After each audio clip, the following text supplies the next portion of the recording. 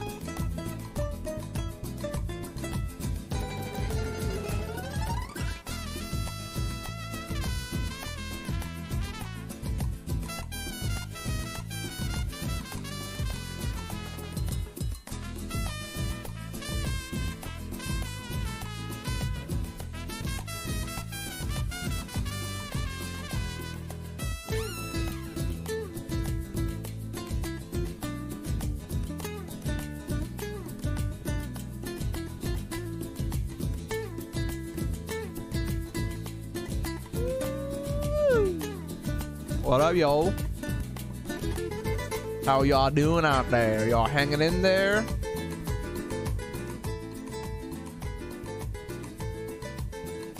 I'm gonna lower the volume of the music. Y'all hanging in out there? Y'all doing good?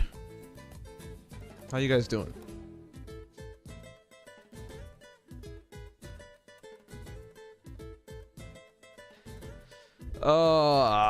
All right, guys, we're gonna get into like a little bit of like a research stream.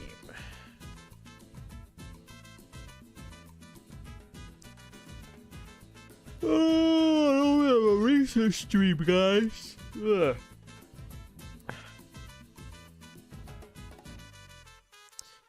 So we're gonna do a research stream on Israel and their apartheid state and what laws allow Israel to do all the fucked up shit they're doing, like taking like people's houses and you know, like taking people's houses and, you know, cordoning off different parts of West Bank and all this other fucked up shit that they're doing by taking their land, basically. So we're gonna be looking into that. If you guys like this music, it is from Tropical 4. His name is Johannes Lindstedt. Café Tropical. That's what it's called. I like this music. I want to do like my own remix of it. Just in case I ever get in trouble or something because of it. But anywho, let's continue. I like that. Anywho, let's continue. Okay. Let's put this shit over here. Oh, I figured out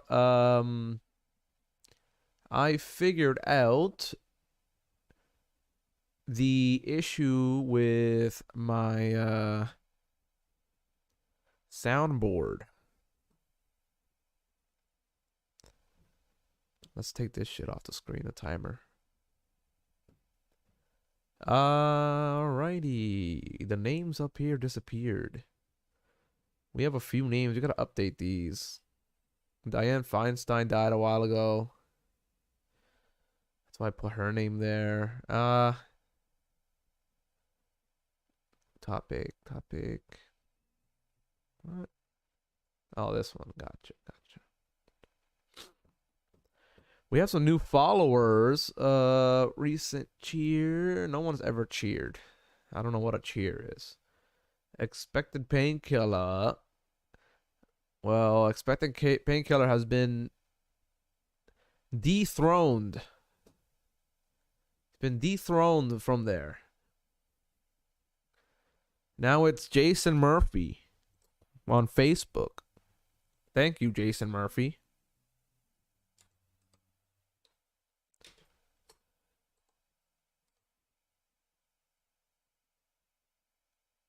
That's a very nice name. I like Murphy. Sounds cute. Okay. Now we're gonna leave Diane Feinstein there. Cause no one's ever, I don't care about donations or nothing. I really don't care. I do have a link to something, but like, I don't know if that even works. A lot of the stuff I did, everything set up, it's just like a quick thing I did, I put all together. But Edmund Stedman. Oh yeah, Edmund Stedman. 7 months ago, he subscribed on YouTube. We'll leave him.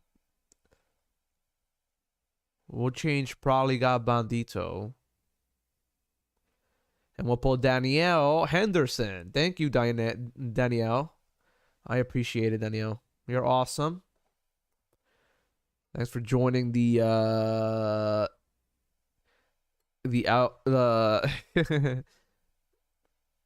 very small outlaw group that no one.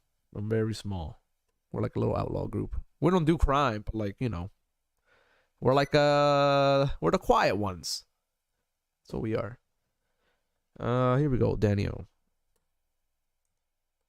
Oh, here it is. I have something for that. You're like the quiet one. I'm not quiet. I'll never be caught being quiet. In fact, I'm always loud. Check it. See, we're the quiet ones. We're the quiet kids. Not the school shooter types. No, that's definitely not. I hate those. Those are fucking weirdos. But we are quiet. I'm like very, you know. All right, Danielle Anderson, you are on the list for recent cheer. I don't know what the hell cheer is, so whatever. Should we replace Dianne Feinstein with one of you lovely people that followed me on Facebook? Why not? Why not? We'll put Dennis Goldry on the recent donation because you donated your follow over here. Oh, that's Danielle. Oops. Let's leave Danielle alone. Edmund Stedman. Sure, right now, Edmund Stedman. You lost your place, Edmund. I'm sorry. We need space for people here. Dennis Guadri. There we go. Who else? Dianne Feinstein. She's gone. So let's replace Dianne Feinstein's corpse in our chat, in our stream with Farid Ashmodine. Thank you for following on Facebook, Farid.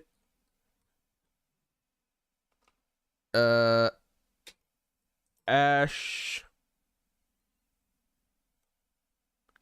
Modine. Okay. That's an awesome name, bro. Farid Ashmodine. Farid. Just making sure I put it all correctly. Good. Awesome sauce. Anyways, how's the camera looking? It looks a little blurry. It's been looking like that for a while. Spazzing out. Maybe if we put the sharp. Ooh, yeah. Look at that crispiness. Oh! Look at that crispiness. We want to put it like right up to that line. So it's not too crispy. But like it's just crispy enough. You know what I mean? That's good. I'm frozen. How's that look? That looks way better. But maybe it's just bright ass light in front of me. I'm like a big. Anyways. Let's get to what we were gonna do, right? So I watched Hassan cover a video, and I like this channel. This channel's pretty good. So I'm going to cover the channel because they deserve my view. It's called GDF. They're pretty lit. Let's check them out.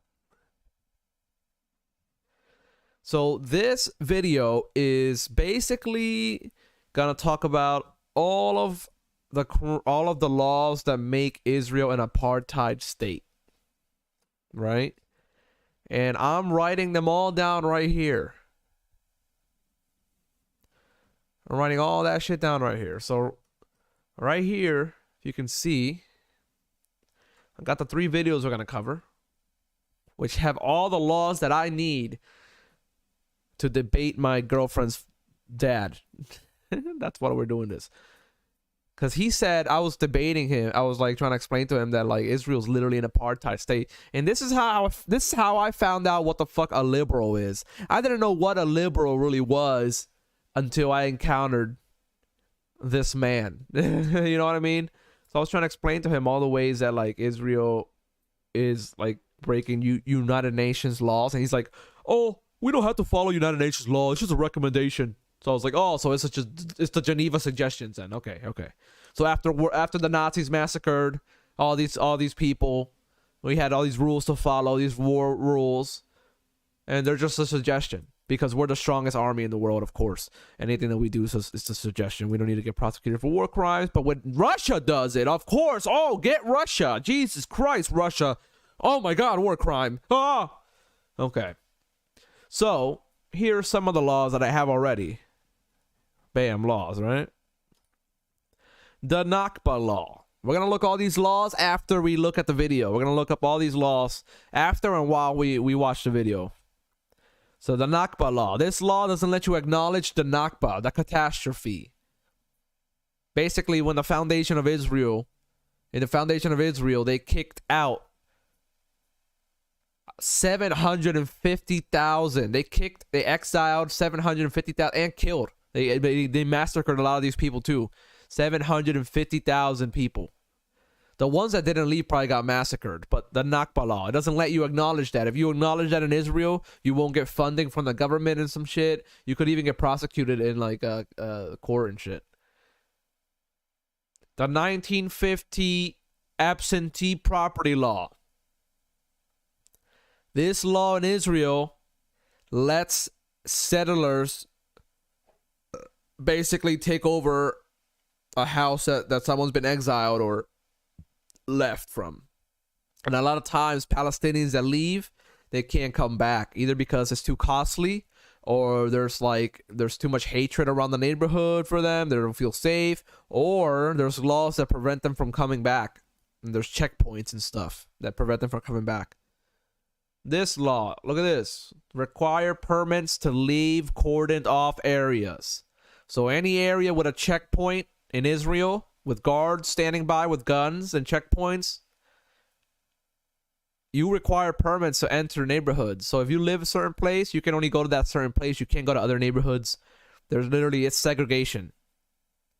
If you remember back in back in Jim Crow days in America's segregation, black people weren't able to use the same water fountains or bathrooms as white people. Black people had separate water fountains, separate bathrooms.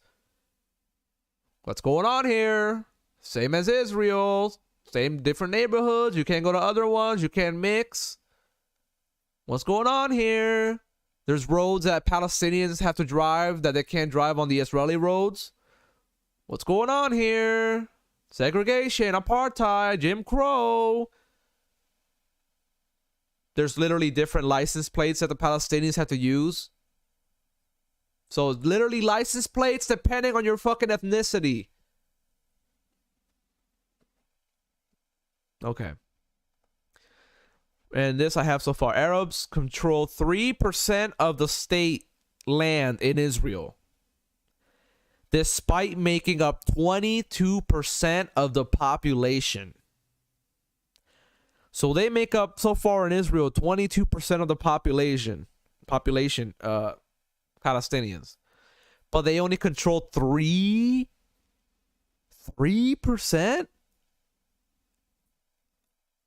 of Israeli land, bro. This is a big way to tell that it's a fucking apartheid state right here. Literally one of the biggest ways. That's crazy.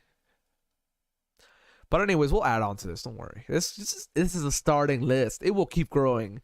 It will keep growing. I gotta go to the restroom real quick. So I will put the song again. I'll put Diggy Diggy Hole. I'll be right back, guys, okay?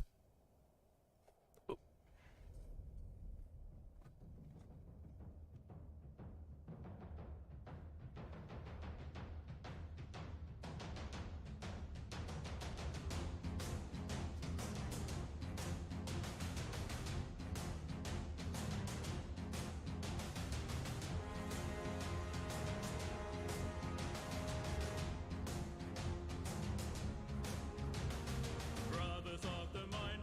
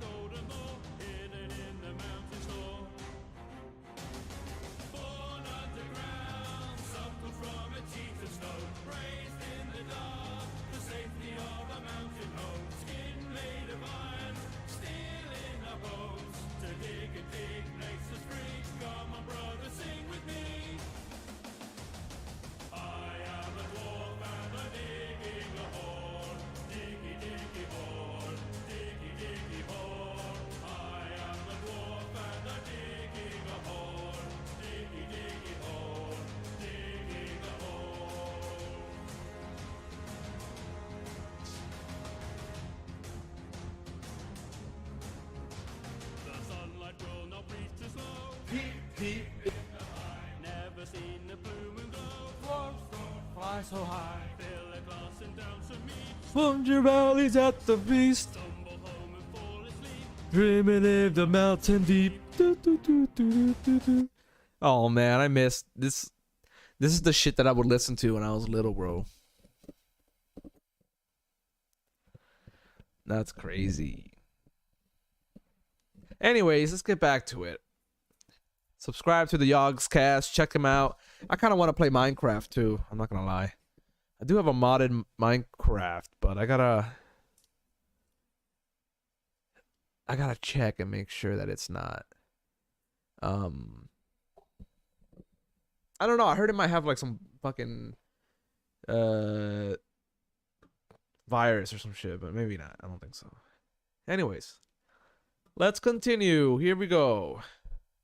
Imagine for a moment, if you will, the United States in the present day. Imagine a bill reaches the U.S. House of Representatives called America, the nation-state of white people. In its basic principles, it states, the right to exercise national self-determination in the United States is unique to white people. Further down, a clause for white settlement. The state views the development of white settlement as a national value and will act to encourage and promote its establishment and consolidation. Outraged, a coalition led by the Congressional Black Caucus initiates a challenge to the bill and proposes a bill of their own, where it calls the United States a country for all its citizens. But the Speaker of the House unilaterally disqualifies the bill before it's allowed to even be debated. Why? The House General Counsel explains in a statement, the bill includes several articles that are meant to alter the character of the United States from the nation-state of white people to a state in which there is equal status from the point of view of nationality for whites and people of color. The bill is dead. America, the nation-state of white people, passes through both chambers of Congress unchallenged. That's literally what It's then Israel signed is. into It's a law. nation state for like Jewish U.S. people. President Joe Biden would invoke the law in a tweet a year later, saying, America is not a state of all its citizens. According to the nation-state law we passed, America is the nation-state of white people, and not anyone else. As one rights group put it, there is no democratic constitution in the world that designates the constitutional identity of the state on racial grounds, as serving one ethnic group. There is now. This disconcerting scenario is anything but. It's completely real, and happened just a few years ago to little coverage and little condemnation. You've probably heard the phrase, Israel is an apartheid state. But what does that really mean? Apartheid is an Afrikaans word, meaning apartness. It was the name of a policy of racial discrimination and separation in South Africa, which lasted from the late 1940s into the 1990s. Okay. South Africa's apartheid government was roundly condemned by the international community, and as a result, a long series of conventions and statutes led to its firm prohibition under international law. In fact, the UN General Assembly has condemned it as a crime against humanity since as far back as 1968. In True. 1973, the General Assembly adopted the International Convention on the Suppression and Punishment of the Crime of Apartheid. The high contracting parties to the Geneva Conventions designated apartheid a grave breach, a protocol which went into effect in 1979, and the Rome Statute, which created the International Criminal Court, outlawed it as well. Indeed, apartheid is an extraordinary crime, in the same category as slavery and genocide. In fact, the 1973 convention uses language straight from the Genocide Convention. The various conventions and statutes differ in their language, but the areas in which they overlap include the following.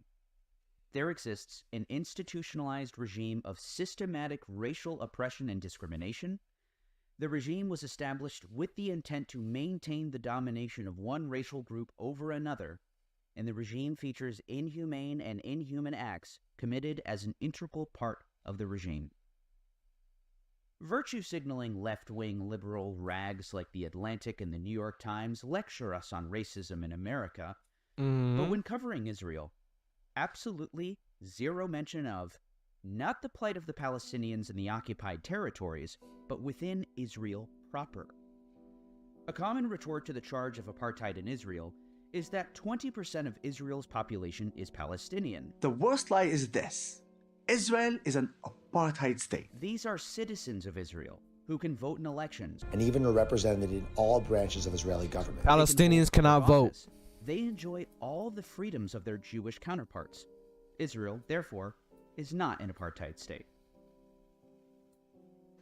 Setting aside what should be a glaring omission, that is the occupied Palestinian territories, the Gaza Strip and the West Bank, including East Jerusalem, millions of people that are suspiciously left out. I wonder why. No, for a moment, let's discuss these slightly less than 2 million Palestinian Arabs who live in Israel proper. Israel is unique in the world for its sophisticated information apparatus. And with its IDF spokesperson's unit, Israel is able to write word for word much of the script that Western news outlets read from. It can be hard to know what is fact and what is fiction. By using Ground News, my go-to media tool, I can compare headlines and get additional context the mainstream media doesn't provide. This app and website combines thousands of sources from around the world and shows things like Ground political bias, News. factuality, and source ownership. Of course, I've been following updates on Israel and Palestine, and this story piqued my attention. Israel's encirclement of Gaza City tightens as top U.S. diplomat arrives to push for humanitarian aid. On the website, we see that over 150 sources have covered it, and it's pretty evenly covered by the right and center. Looking closer, the Times of Israel, a left-leaning source based in Jerusalem, focuses on drones finding hostages held by Hamas. On the right, I even noticed articles from Russian state-owned media. I think what Ground News is doing is really important, and I encourage you to check it out. Go to ground.news/GDF. Subscribe through my link for as little as $1 a They're not the month, most accurate, or but they're 40% good. off unlimited access. And support my channel in the meantime. The story begins in 1948. 750,000 Arabs have vanished from what is now the State of Israel. Some say they were forced out. Some say they left on their own. Many say it was a mixture of both. Maybe for argument's sake, I'll They were grant pushed that out. every single A lot of them got killed. Palestinian left on their own. Roughly 90% of the population was expelled. With all of these Palestinians, That was Norman Finkelstein, a Holocaust survivor. We gotta watch him too. sake, I'll grant that every single Palestinian left on their own. Roughly 90% of the population was expelled. With all of these Palestinians now gone, the State of Israel begins a campaign of systematic destruction of Palestinian homes through demolition and forestation, the planting of trees and villages, making Yeah, them they build. uninhabitable. they In 2019, they Haaretz plant a bunch of reported on the trees that are not practice even using from the fucking declassified- area. They plant like a bunch of European ass trees that are not even indigenous. The State of Israel begins a campaign of And they remove the olive trees that Palestinians plant. systematic destruction of Palestinian homes through demolition and forestation, the planting of trees and villages, making them uninhabitable. In 2019, Haaretz reported on the practice using declassified Israeli documents. Whether the Palestinians were forced out or left on their own, no matter, the destruction of homes ensured that they had no place to come back to, which under international law is still forced displacement. One example is representative of the broader trend. In 1948, the Israeli military ordered the northern village of Ikrit, with a population of 600, to leave temporarily. This is a temporary measure. They didn't actually cross the border, but Okay, let's see this. Palestinians were forced out or left on their own, no matter, the destruction of homes ensured that they had no place to come back to, which under international law is still forced displacement. Yeah, One forced example displacement. is representative of the broader trend. In 1948, the Israeli military ordered the northern village of Ikrit, with a population of 600, to leave. Okay, In 1948, the in 1948, there's more evidence right here. 1948. Israeli military ordered the northern village of Ikrit, with a Ordered the northern.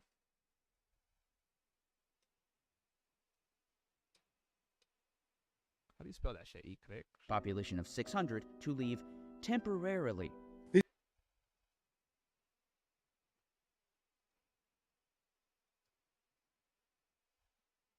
How do you spell that shit? Ikriks. Northern village representative of, with a Manny, population of 600 give me to to ya. leave Give me to ya. temporarily. Ikrits. Gotcha. Ikrits. This is a village of Ikrit, I have with a smoked population of 600, to leave temporarily. this is a temporary measure. They didn't actually cross the border, As a but point of relocated fact, just several I'm kilometers smoking away. a cigar But right now they were never in an allowed to return. undisclosed location. And I never am without a cigar. When I inhale at night, I inhale So they from ordered a the giant village of cigar. Ikrits to. The resident kilometers away. I have smoked. Temporary measure. I have smoked. Of 600 I have to smoked leave many temporarily. cigars more This than is a even the temporary- most- Operative of the broader I have trend. smoked many In 1948, cigars the Israeli more than military even ordered the most northern village of accomplished Ikrit, with a cigar population smoker of that you will 600, ever meet. to leave As a temporarily. point of fact, This is a I'm smoking a cigar right now in an undisclosed location. And I never am without a cigar. When I inhale at night, I inhale from a giant cigar.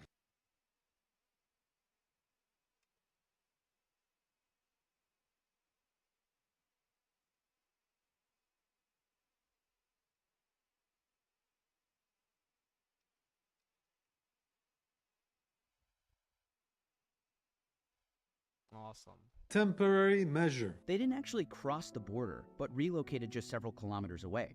But they were never allowed to return. The residents sued for the right to return and actually won. Israel's Supreme Court ruled in their favor.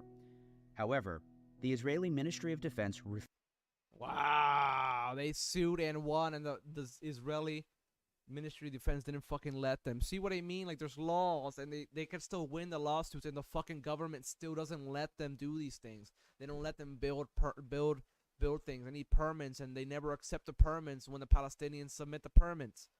It's same shit here. They'll win a fucking lawsuit to return home, and the government still doesn't let them return home. It's fucked up.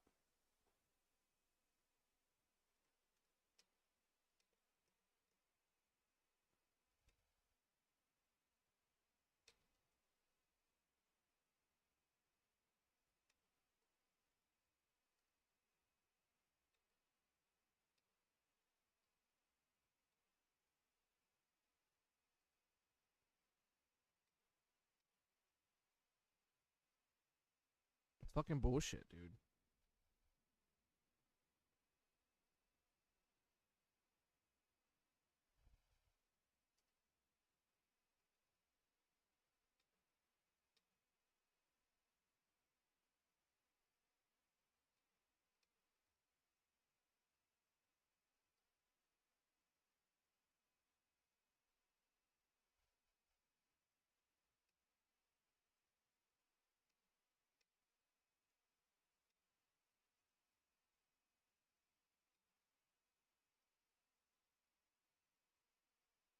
So they rejected it, fearing it would create precedent. Precedent means like fearing like it would make it like like it would show other people like, oh, they could actually do this. They don't want people to know that they could actually get the lands back by courts.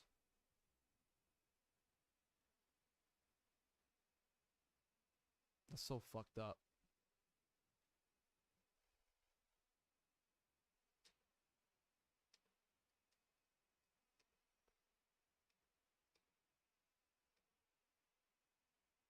So fucked up.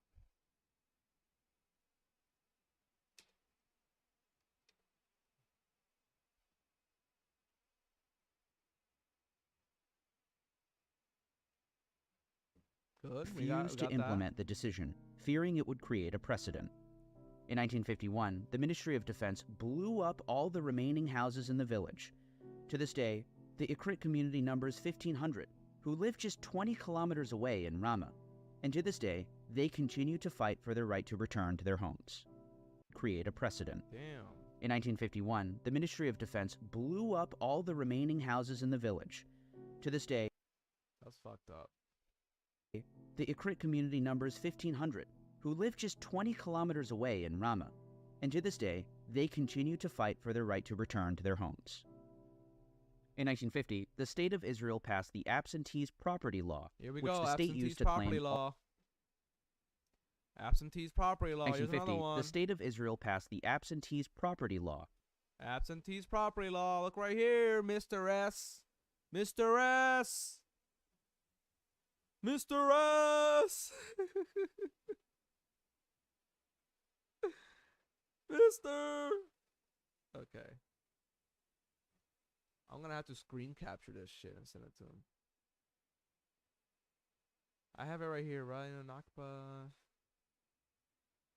No, I haven't added this law yet. Okay, here we go, guys. Another law added to the list. Another law. Another law to the list. Okay. The absentees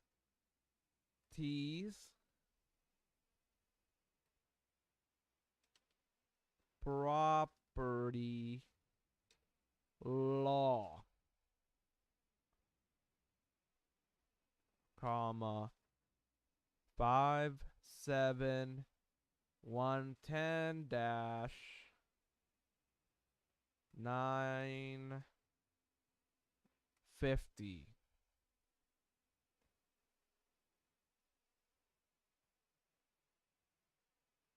Ma'am, right here. Look at this shit. I need a picture of that fucking law, dude. Let me see.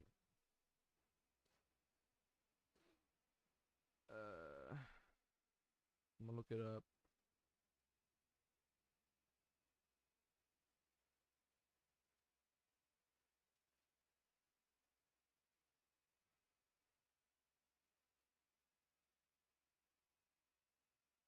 I need an image of the law. Is there no image of it? Well, right here.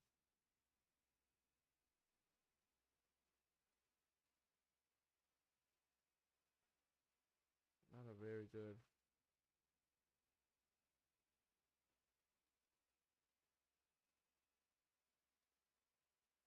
Where the fuck are these laws? Is it?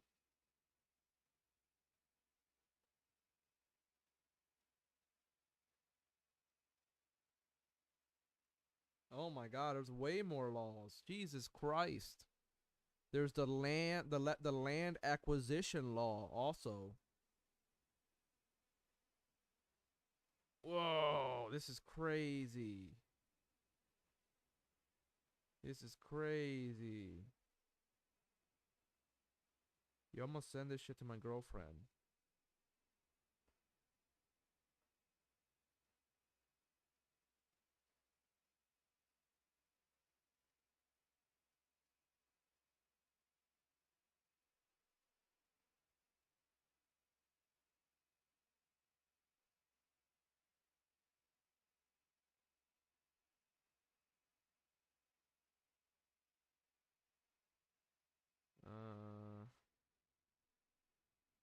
God damn it.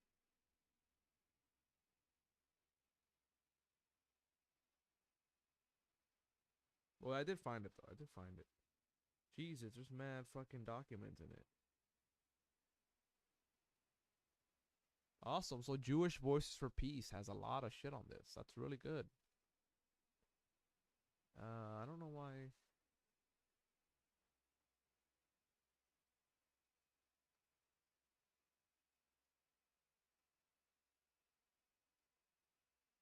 That's weird. Anyways, let's keep going, guys. Property law.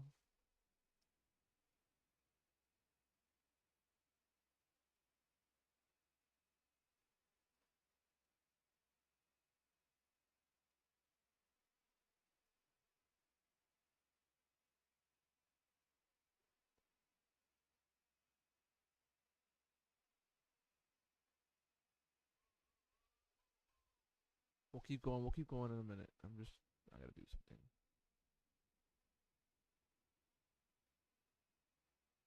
There was another law in that shit.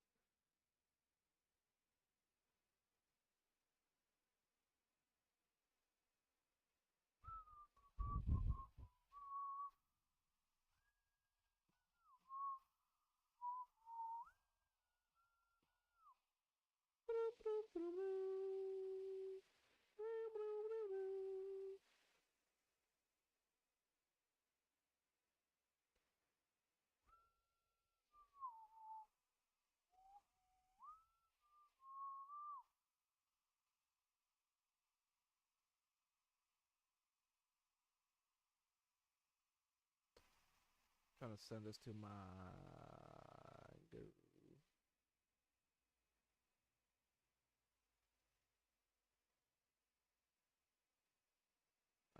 Anyways, so let me add the other law that's in here. The Land Acquisition Law 1953. The Land Acquisition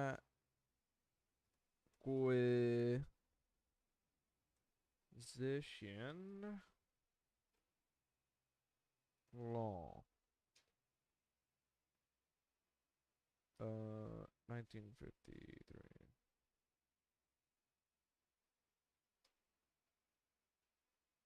I'm such a boomer how I type.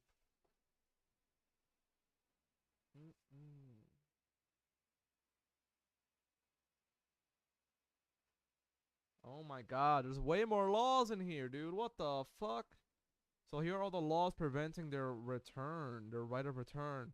The 1950 law of return applies only to Jews. Stipulates that every Jewish person has a right to come back. But it doesn't apply to Palestinians. Okay. The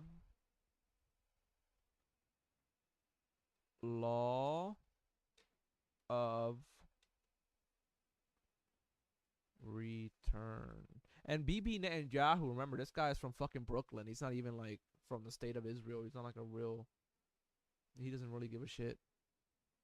He might be like a weird radical like Zionist though.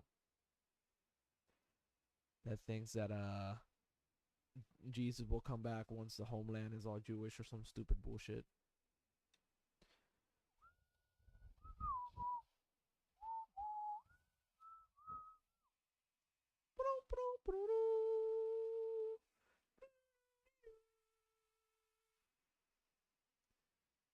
Here we go. And then the 1953 citizenship law, which grants citizenship to anyone who immigrates according to the law of return, also deprives Palestinian refugees who resided in Palestine before 1948 of the right to acquire residence status or citizenship in Israel. Oh, apartheid. Apartheid, apartheid. Apartheid, apartheid, apartheid, apartheid, apartheid. Racism, apartheid, racism, apartheid, racism. Apartheid, racism, apartheid. Racism, apartheid. Okay.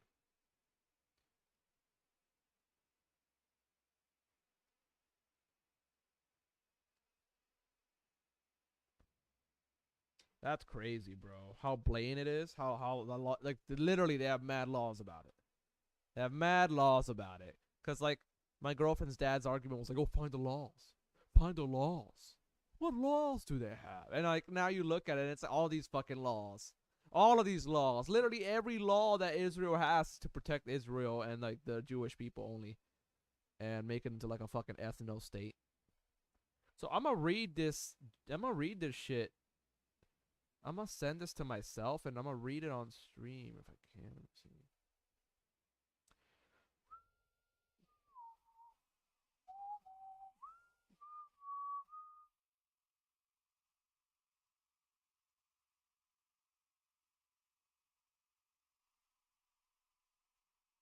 I posted it on my Facebook if you guys want to see it yourself.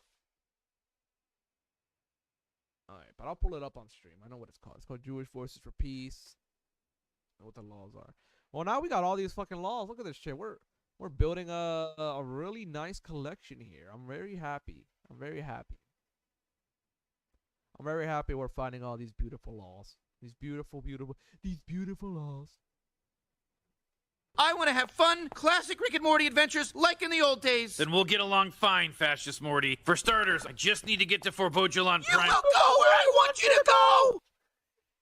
Fucking Fascist Morty, bro. Fascist Morty. Which the state used to claim all the land of all the Palestinians who had fled their homes as a result of the war, regardless of whether they fled to another country or were internally displaced. That's so fucked up. And to this day, they are still prohibited from accessing and using land and property that belonged to them or their families in 1948. From 1948 to 1966, the first 16 years of Israel's existence, Palestinians living in its borders were placed under military rule. The state used extraordinary emergency powers to confiscate property and close entire villages as military zones, confining Palestinians to dozens of enclaves. They were tried in military courts and required permits to leave their cordoned-off areas. They banned protests and political parties. You know, like the West Bank today. According to Haaretz, Israel lifted its military rule over the state's Arab community in 1966 only after ascertaining that its members could not return to the villages they had fled or been expelled from. By the time military rule was lifted, Israel had completed its initiative of destroying Palestinian homes and making them uninhabitable. The damage was done. This bears similarities to the 1964 Civil Rights Act, which some Americans believe was the end of systemic racial discrimination in the United States. At what point did we stop being racist? Was when the Emancipation Proclamation was signed, or when? Yeah, I would say after the Civil Rights Act. So the day of? The day that everyone was given... No, I mean, systemically, yeah. Although, of course, by the mid-1960s, following decades of discriminatory practices such as the Federal Housing Administration's whites-only requirement, the damage was already done. Fucking gerrymandering and already largely segregated. Redlining, my bad, redlining. Single-family homes in suburbs and multifamily complexes in neighborhoods deliberately zoned by race. The same way that the segregation of American neighborhoods is visible to the present, the facts on the ground in Israel are quite a staggering dose of reality. Today, Arabs control just 3% of state land in Israel, despite making 20% of the population. That's crazy. We wrote that down. 90% of Palestinians who live in these areas experience higher rates of poverty, lower levels of labor force participation, Oh, there we go. Here's more. 20% of the population. We gotta write this shit down, guys. We gotta write this shit down. Let's go. Education. Educating ourselves. The 90% of Palestinians who live in these areas experience higher rates of poverty, lower levels of labor force participation, educational attainment, and health. 50% of the Alright, slow down, buddy. 90%. 90% of the Palestinian living in... What are you... The same way that the segregation of American neighborhoods is visible to the present, the facts on the ground in Israel are quite a staggering dose of reality. Today, Arabs control just 3% of state land in Israel, despite making 20% of the population. The 90% of Palestinians who live in these areas experience higher rates of poverty. Okay. Higher rates of poverty.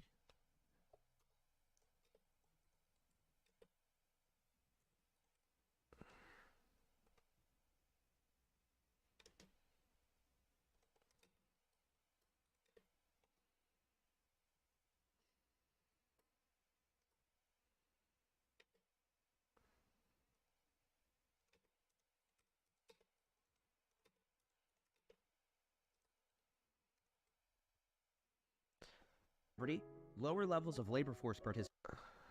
Oh, what the fuck? And proposes a bill. That's not what we wanted. In 1940, hours to confiscate property, Educational Attainment Act, which the damage was already done. This is visible to the Arabs control just 3% of state land in Israel, despite making 20% of the population. The 90% of Palestinians who live in these areas experience higher rates of poverty, lower level. There we go. Higher rates of poverty, lower levels of labor force. Welcome to the research stream, everybody.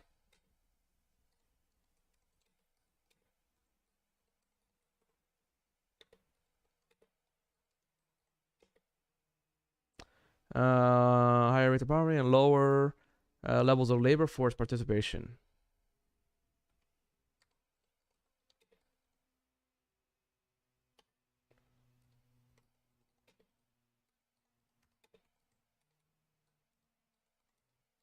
I'm writing all this. This is all evidence. I'm writing it all down. Levels of labor force participation, educational attainment, and health. Okay, educational attainment and health.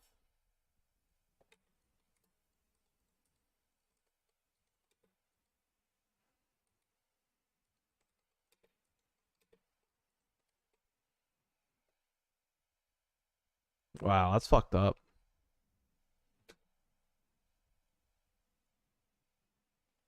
So 90% of the Palestinians living in the same in I put in 2 times. In living in these areas. Let's not put these areas. Living in the 3% of area they are given in Israel, just to make it more clear. There we go. I won't fucking put a period there, just to higher rates of poverty, lower levels of labor force participation, educational attainment, and health. Awesome. 50% of the Arab population live below the poverty line. God damn, bro. More fucking facts. Fuck. I'm studying, guys. I'm studying.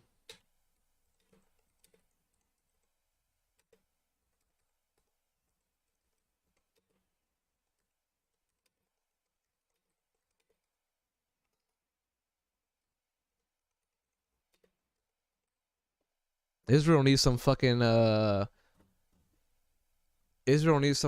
job protection regulations, bro. Like in America. Further, only 2% of industrial zones in Israel, which generate a significant tax income, are located in these Palestinian areas. How many? Live below the poverty line. Further, only 2% of industrial zones in Israel, which generate a significant tax income, are located in these Palestinian areas. The 10% Wow. of remaining Palestinians live in so-called mixed cities, but even then, they are usually relegated to separate neighborhoods. But why don't they move?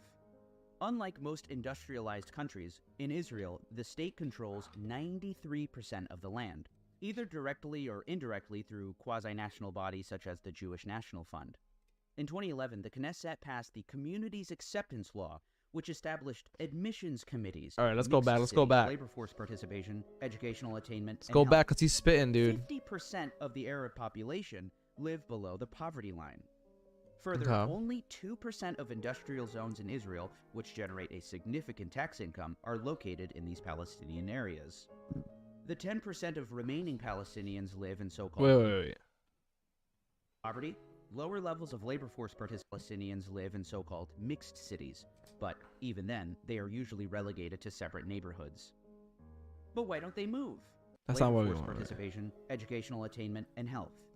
50% of the Arab population live below the poverty line. Gotcha, okay. Further, only 2% of industrial zones in Israel, which generate a significant tax income, are located in these Palestinian areas. Only 2% of the industrial zone in Israel. Okay.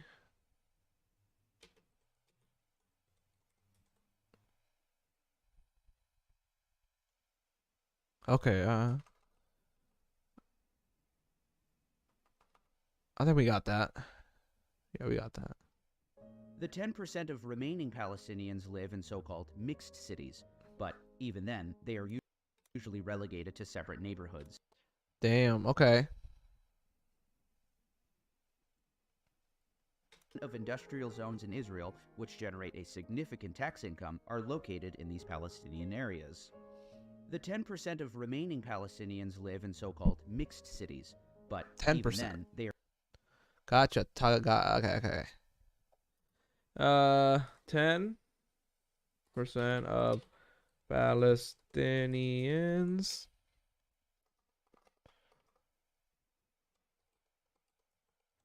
live in mixed cities, and even then they're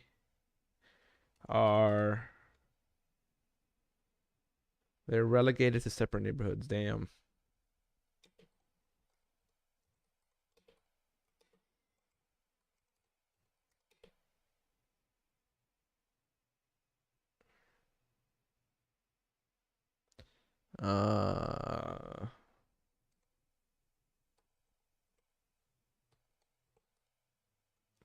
Neighborhoods. They are usually relegated to separate neighborhoods. But why don't they move? Unlike most industrialized countries, in Israel, the state controls 93% of the land, either directly or indirectly through quasi-national bodies such as the Jewish National Fund. In 2011, the Knesset was relegated to separate neighborhoods. Okay. But why don't they move? Unlike most industrialized countries, in Israel, the state controls 93% of the land. Damn, dude.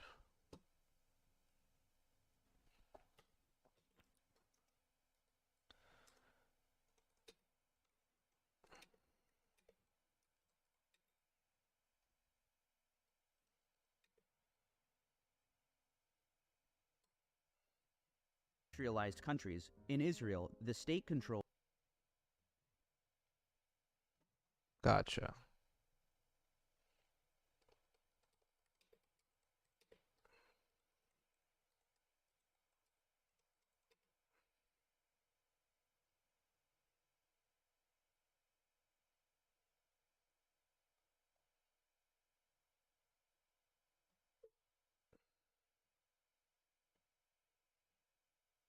Let me see.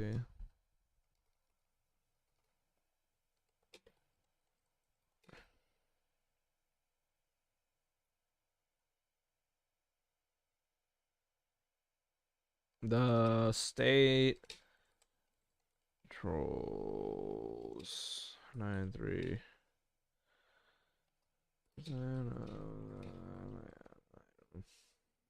93% of the land, either directly or indirectly through quasi-national bodies such as the Jewish National Fund.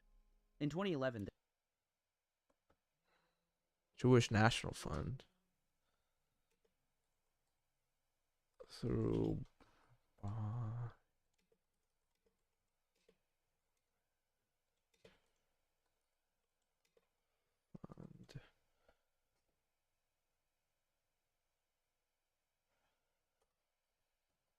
the Knesset passed the Communities Acceptance Law, which oh, another law, guys, another law. Okay. What does it do? established admissions committees in Jewish communities to screen applicants based on their social suitability or their acceptance law. Oh my god. More apartheid shit.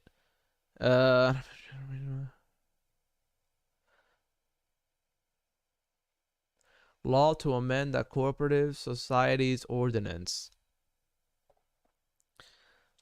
Law to amend the Cooperative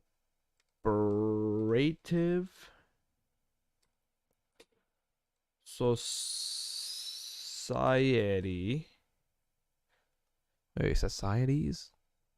Societies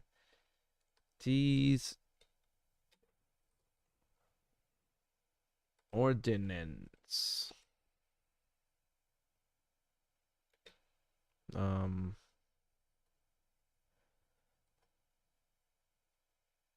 then we gotta put number 8. Number dot 8. Fucking dash space, maybe? I don't know. 5771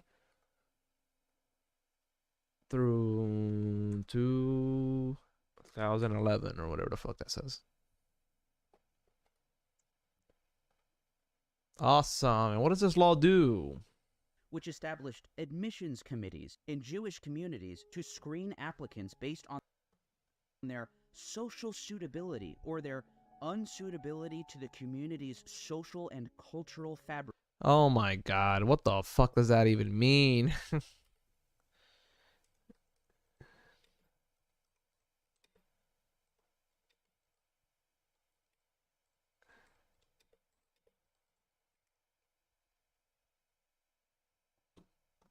What does this set up? Admission committees.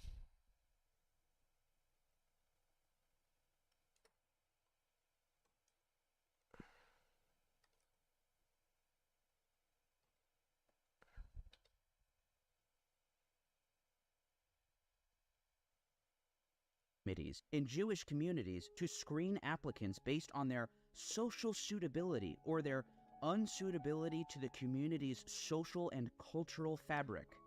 This vague wording enables discrimination, primarily against suitabilities in Jewish communities to screen applicants based on their social suitability or their unsuitability to the community's social and cultural fabric.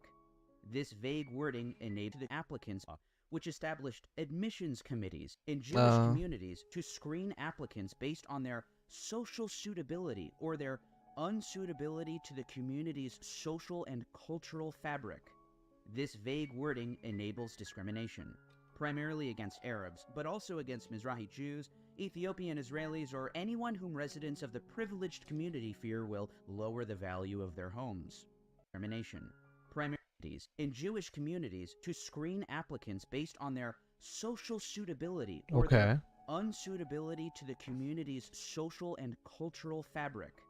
This vague wording enables discrimination, primarily against Arabs, but also against Mizrahi Jews, Ethiopian Israelis, or anyone whom residents of the privileged community fear will lower the value of their homes. Damn, bro. Against Arabs to the community's social and cultural fabric. So Jewish community for social suitability or their unsuitability.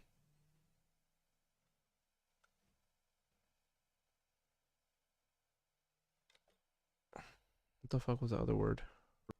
In Jewish communities to screen applicants based on their social suitability or their unsuitability to the community's social and unsuitability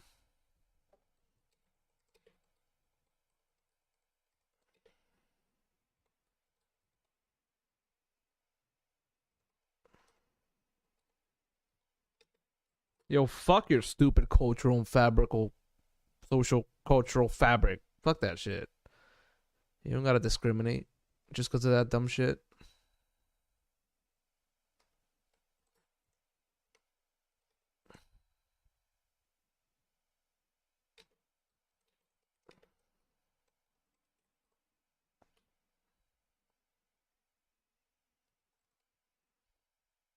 cultural fabric. This vague wording enables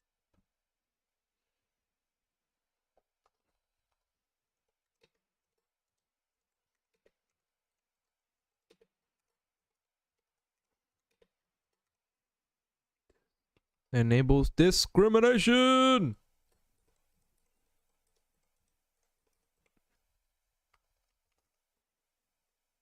God, I feel like I'm doing a fucking research project, guys. Discrimination, primarily against Arabs, but also against Mizrahi Jews, Ethiopian Israelis, or anyone whom residents of the privileged community fear will. Damn.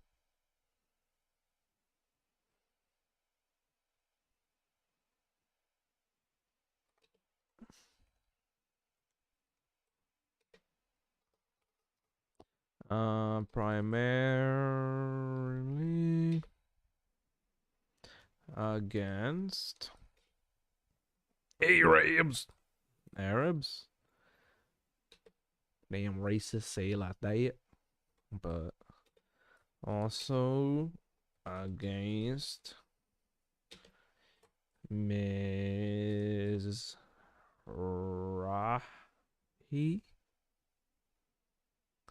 Mizrahi Jews,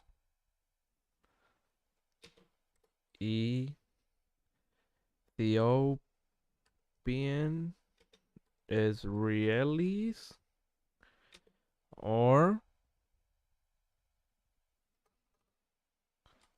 anyone whom residents of the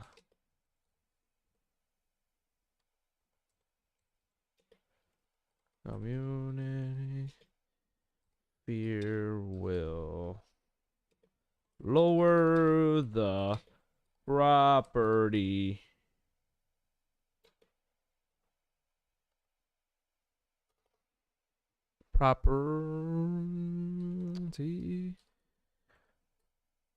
value.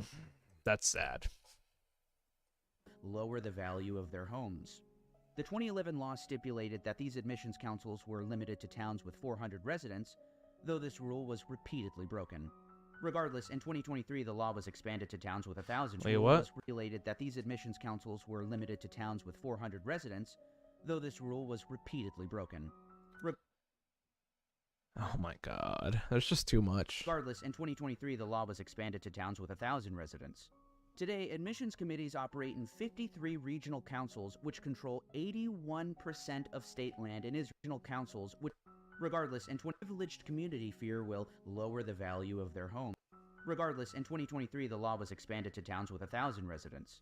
Today, admissions committees operate in 53 residents, though lower the value of their homes. All right, we gotta write this The shit down. 2011 law stipulated that these admissions councils were limited to towns with 400 residents, though this rule was repeatedly broken. What is that? Knesset? Admissions councils were limited to towns with 400 residents, though this rule...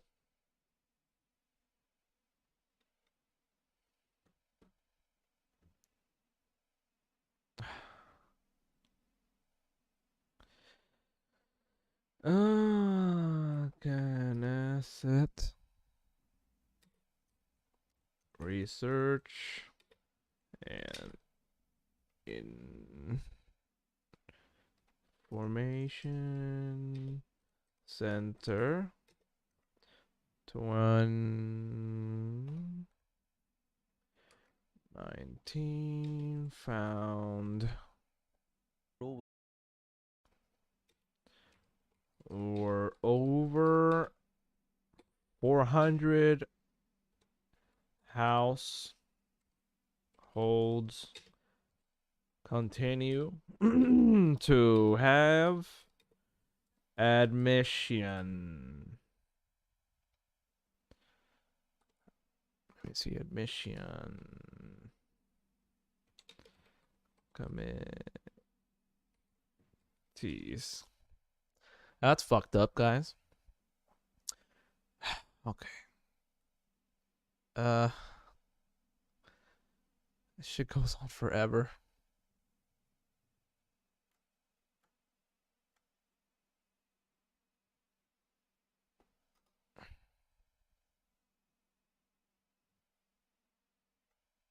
All right. Anyways, let's keep going. Jesus. Regardless, in 2023, the law was expanded to towns with 1,000 residents. Today, admissions committees operate in 53 regional councils, which control 81% of state land in Israel. Arabs are, in practice, privileged community to towns with 400 residents, though this rule was repeatedly broken. Regardless, in 2023, the law was expanded to towns with 1,000 residents. Today, admissions committees operate in 53 regional councils, which control 81% of state land. Fuck. I'll put this right here. 53.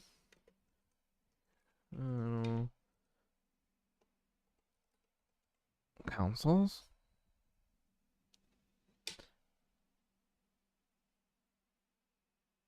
%.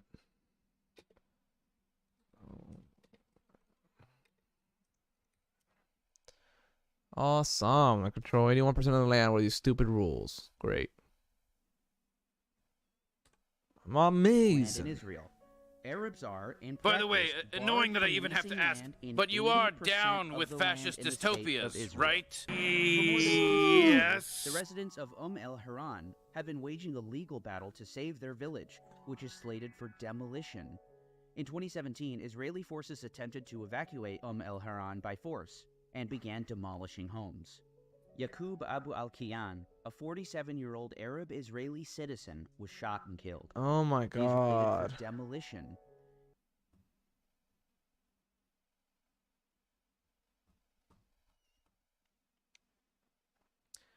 Fuck, dude. I gotta write about this shit. Practice barred from leasing land in 80% of the land in the state of Israel. Regardless, in 2023, the law was expanded to towns with 1,000 residents. Today, admissions committees operate in 53 regional councils, which control 81% of state land in Israel. Arabs are, in practice, barred from leasing land in... God damn.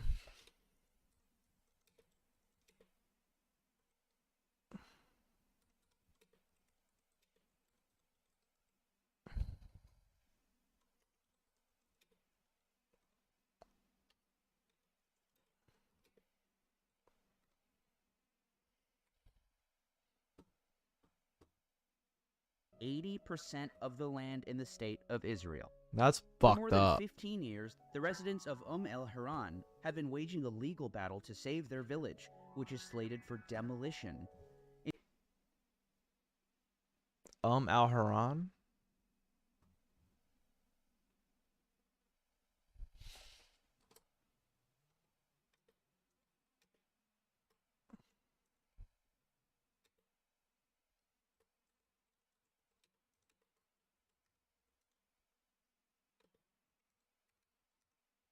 Okay. Evacuate el-Haran by force and began demolishing.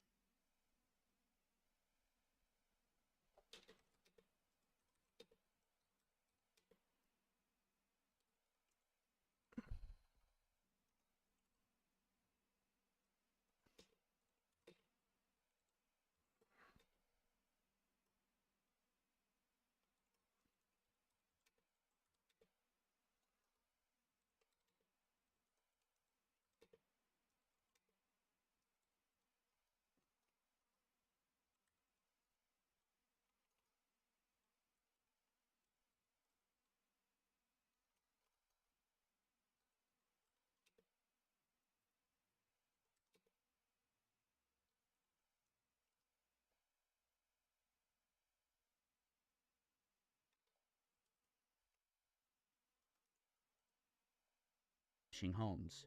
Yaqub Abu al-Kiyan, a 47-year-old Arab Israeli citizen, was shot and killed. The Israeli police allowed no medical assistance for 3 hours. Afterward, Jeez. the Israeli police, a 47-year-old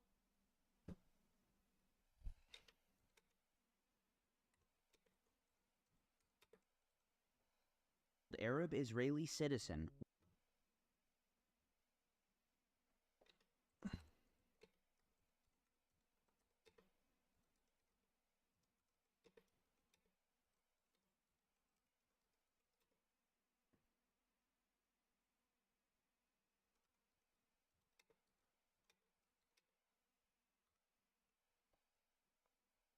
That's fucked up. 3 hours, bro.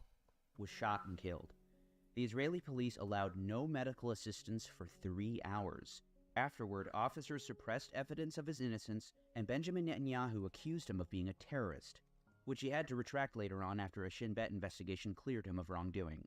After the incident, the plan to remove the villagers was paused, but resumed in 2022.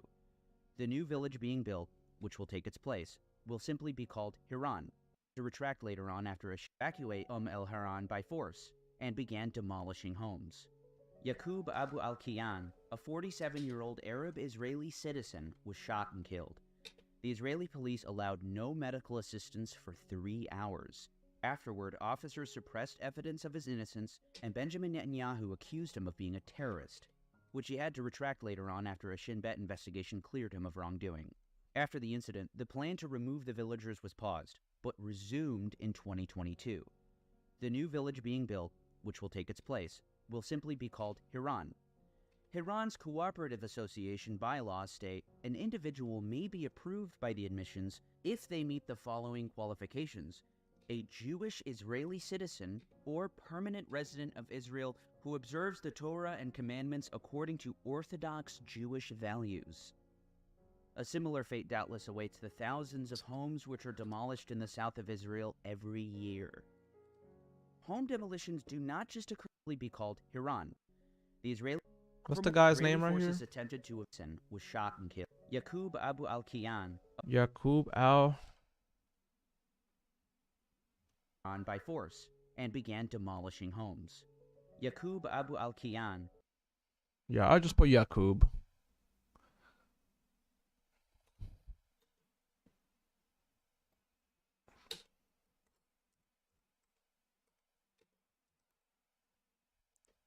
Yaqub Al.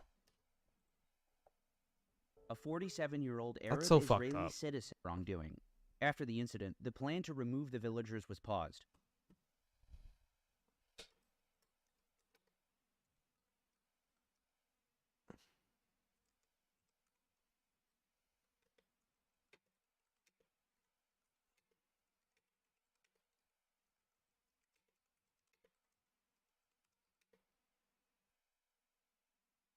but resumed in 2022. The new village being built, which will take its place, will simply be called Hiran.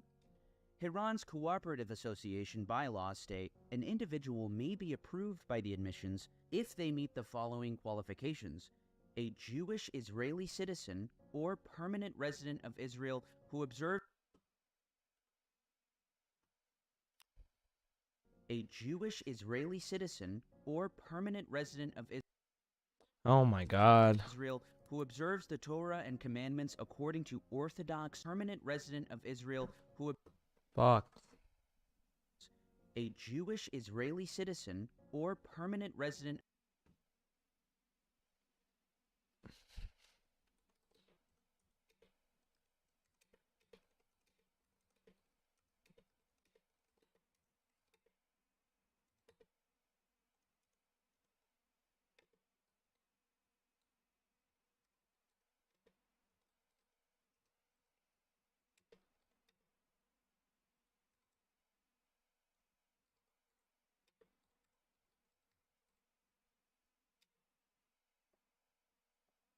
of Israel who observes the Torah and commandments according to Orthodox Jewish values. The Torah and commandments Fuck the Torah, according to bro.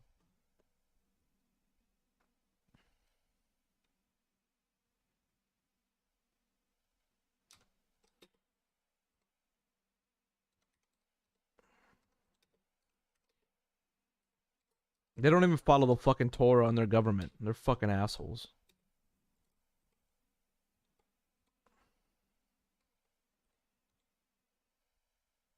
to Orthodox Jewish values. Anything orthodox is fucked up.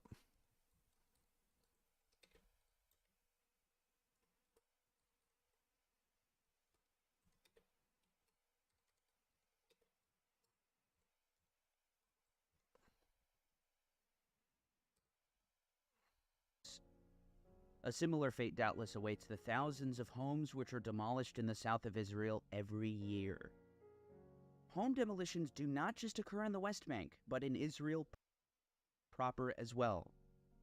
Attempts to challenge these discriminatory laws and uphold Palestinian rights are met with further difficulties. In Israel, political parties are illegal if they deny the existence of the State of Israel as a Jewish and democratic state. They deny the existence of the State of Israel as a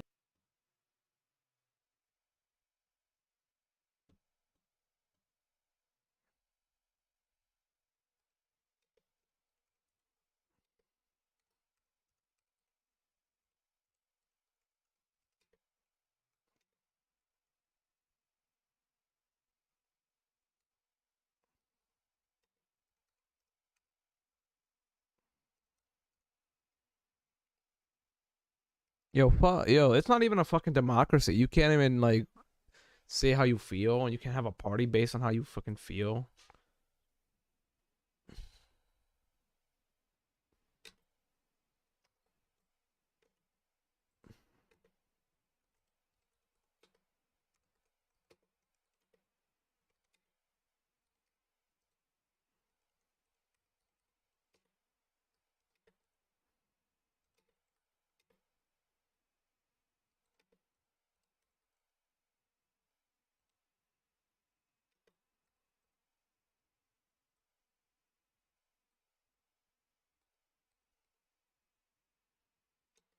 Explicitly or implicitly have one of the following: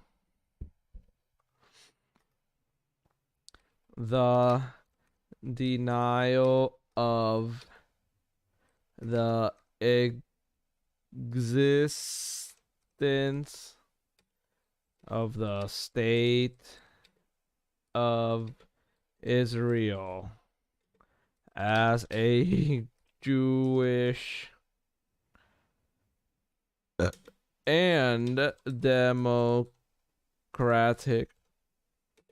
state, which is not a fucking democratic state. If Bibi Netanyahu can be kicked the fuck out of there and their Supreme Courts can be fucking destroyed by Bibi and his stupid government, it's not a democratic state. If there's an apartheid currently going on, it's not a democratic state. If there's an occupation going on, it's not a democratic state. If the other people can't vote, the Palestinians can't vote and shit on most of the stuff, it's not a democratic state. I'm sorry. It's not. It's a fake ass democracy. Bite me. Bite me. Bite me. I'm gonna put hashtag not democratic.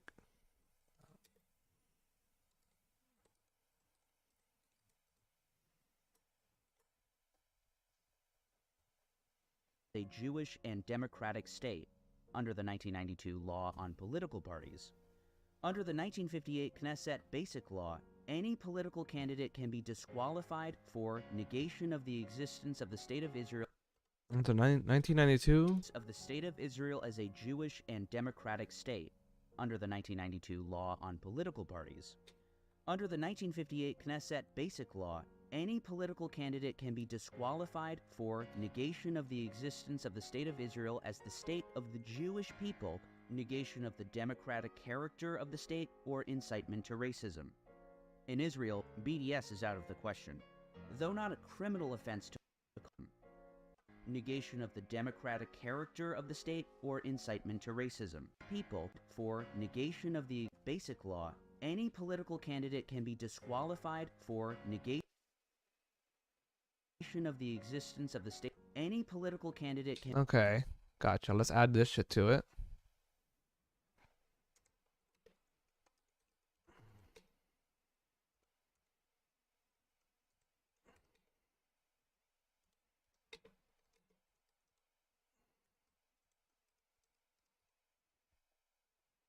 can be disqualified for negation Or negation. What the fuck does that even mean, bro? of the existence of the State of Israel as the state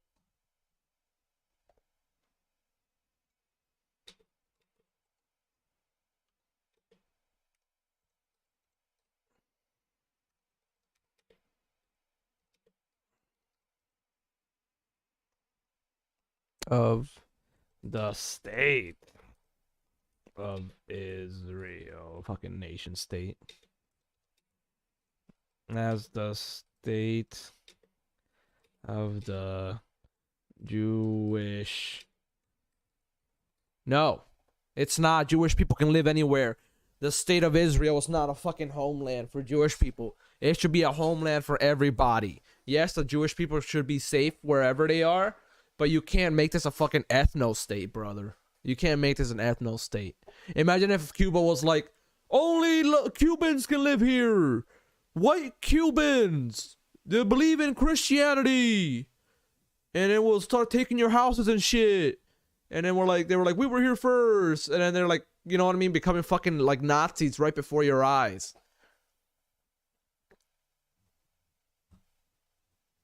Anyways, because there's a lot of black people in Cuba, by the way, if you didn't know that.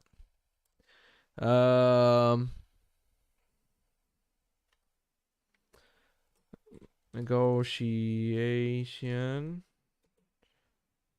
No, negation.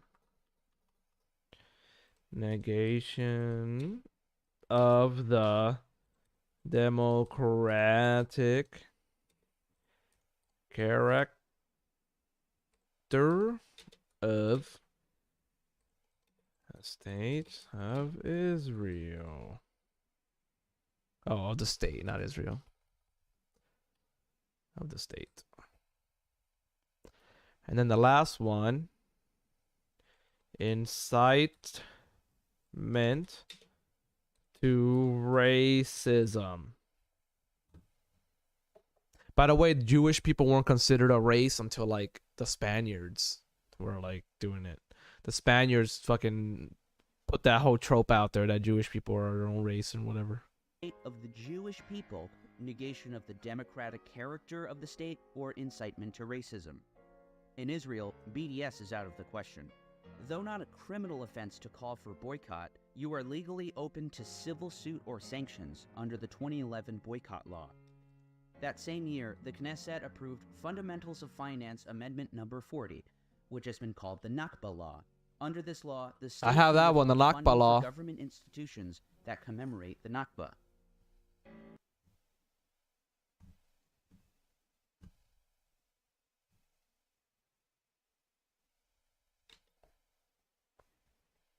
Further limitations on free speech can be found in the Knesset's rules of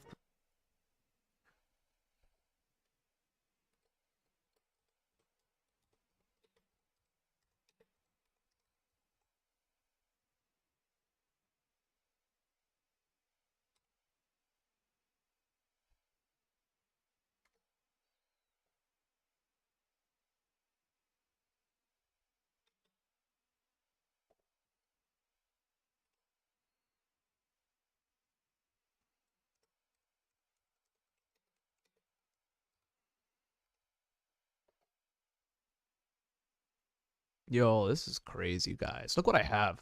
Look what I have so far, guys. Look at this shit. Look at this shit. Laws, Nakba Law, limiting free speech, 1950, absentee property law, stealing of land, required permits to leave cordon off areas. Arabs control 3% of the state land in Israel, despite making 22% of the population. That's fucked up. 1948, ordered the northern village of Icarus to leave temporarily. They weren't allowed to return. They took this to court, won. However, Israeli Minister of Defense refused to implement the decision, fearing it would create precedent to return for the other Palestinians forced out. The absentees property law, 1950. The land acquisitions law, 1953. The law, the law of return, 1950. The 1953 citizenship law. The law to amend the cooperative society ordinance, number. Oh, what number was that? Number 8 or some shit. Oh fuck! I gotta go back to that one. I forgot what number that one was. But we'll go back to that one and we'll edit that. But look at this. This is ridiculous. Look at these laws. They're everywhere. Just do your fucking research, you stupid liberals. Jesus fucking Christ. Do your fucking research. Why do I gotta do all the fucking research for you guys? I enjoy doing research. It's okay. It's okay. It's okay. Let's go back to the...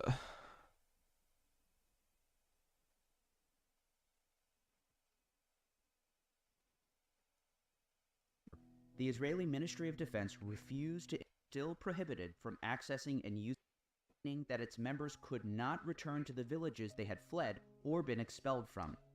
By the time military rule was lifted, Israel had completed its initiative of destroying Palestinian homes and making them relegated against Mizrahi Jews, Ethiopian Israelis, or anyone whom residents of the percent of the Arab population live below the poverty line. Okay. The state controls 93's admissions count. For more than 15 years, was repeatedly broken. Regardless, in 2020 fabric, this vague wording enables discrimination with 1,000 residents. Waging a legal battle to save the allowed no bet investigation clear. A Jewish Israeli set. All right, guys, let's just continue. I don't political fucking candidate know. can be There's so many fucking laws. According to Jerusalem-based human rights group B'Tselem, is under from negation of the existence of the State of Israel and funding for government's Amendment Number 40, which has been called the Nakba Law. Under this law, the state can withhold funding for government institutions that commemorate the Nakba. Further limitations on free speech can be found in the Knesset's Rules of Procedures, which state that the Presidium shall not approve a bill that, in its opinion, denies the existence of the State of Israel as the state of the Jewish people, or is racist in its essence. These provisions prevent Palestinian lawmakers from challenging laws that codify Jewish-Israeli domination over the Palestinian minority, let alone the suppression of free speech and expression. Further barriers for political representation have also been put into place. In 2014, the Knesset raised the electoral threshold, meaning the percentage of votes needed for parliamentary representation, from 2% to 3.25%. This spurred a condemnation from the UN Convention on the Elimination of All Forms of Racial Discrimination, saying the move would considerably weaken the right to speech can be found in the Knesset's Rules of Civil Suit or Sanctions under the 2011 Boycott Law. A similar fate doubtless awaits the thousands of homes which are demolished in the south of Israel every year. Home demolitions do not just occur in the West Bank, but in Israel proper as well. Attempts to challenge these discriminatory laws and uphold Palestinian rights are met with further difficulties. In Israel, political parties are illegal if they deny the existence of the State of Israel, democratic character of the state. The Knesset approved Fundamentals of Finance Amendment Number 40, which has been called the Nakba Law. Okay, fundamental. We got that Under one. this law, the state can withhold funding for government institutions that commemorate the Nakba, which state that the Presidium shall not approve a bill that, in its opinion, denies the existence of the State of Israel as the state of the Jewish people. Section. Okay, here we go. More laws. Woo! Laws, laws, laws, laws, laws. We love racist laws. Lawsy, lawsy, lawsy, laws. Here we go. Section 75. Damn liberals and their laws. E of the Knesset rules of procedure.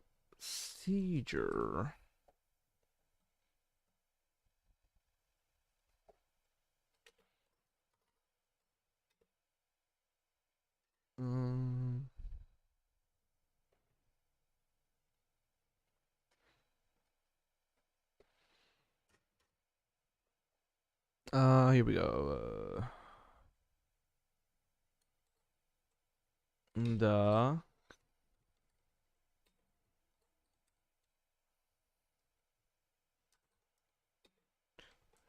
shall not approve a bill that its opinion denies the existence of the state of Israel as the state of the Jewish POP.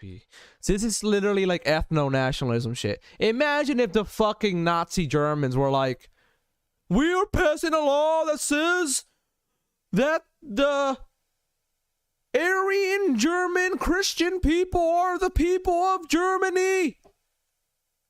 Bro, that is the first step to and get the fuck out of Germany. That is the first step to fascism. You don't fucking do that with any race of people at all. You let everyone intermingle and intermix. This is bullshit. Literal bullshit.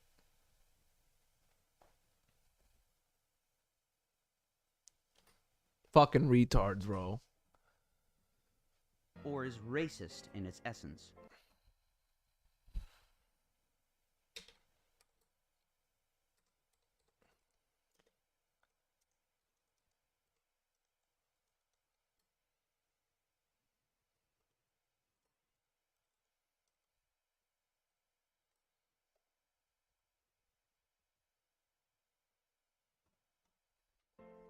These provisions prevent Palestinian lawmakers from challenging laws that codify Jewish-Israeli domination over the Palestinian minority, let alone the suppression of free speech and expression.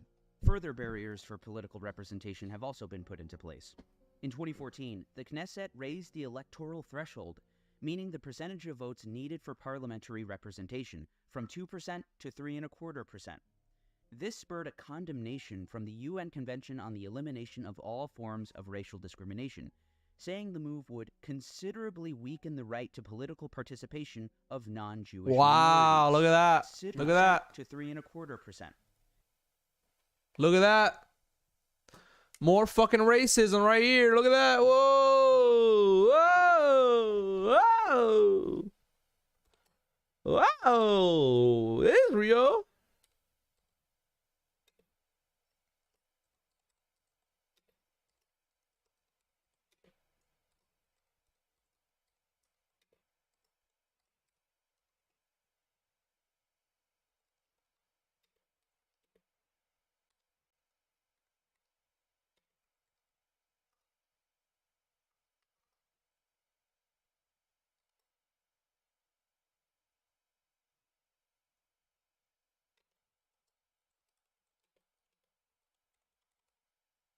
This spurred a condemnation from the UN Convention on the Elimination of All Forms of Racial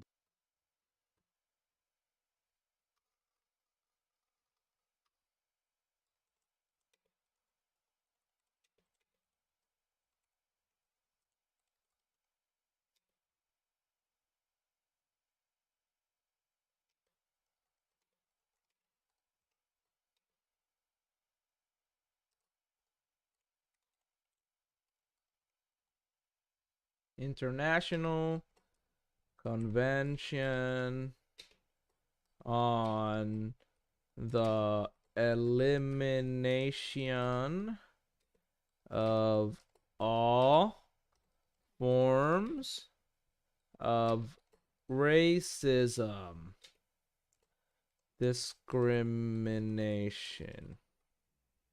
Oh, but the United Nations, it's just a suggestion. It's a suggestion, right? Because we're America and we're so strong and we can blow up the whole world and we own the UN and the UK's under our boot and the Canadians lick our crotch. Yeah!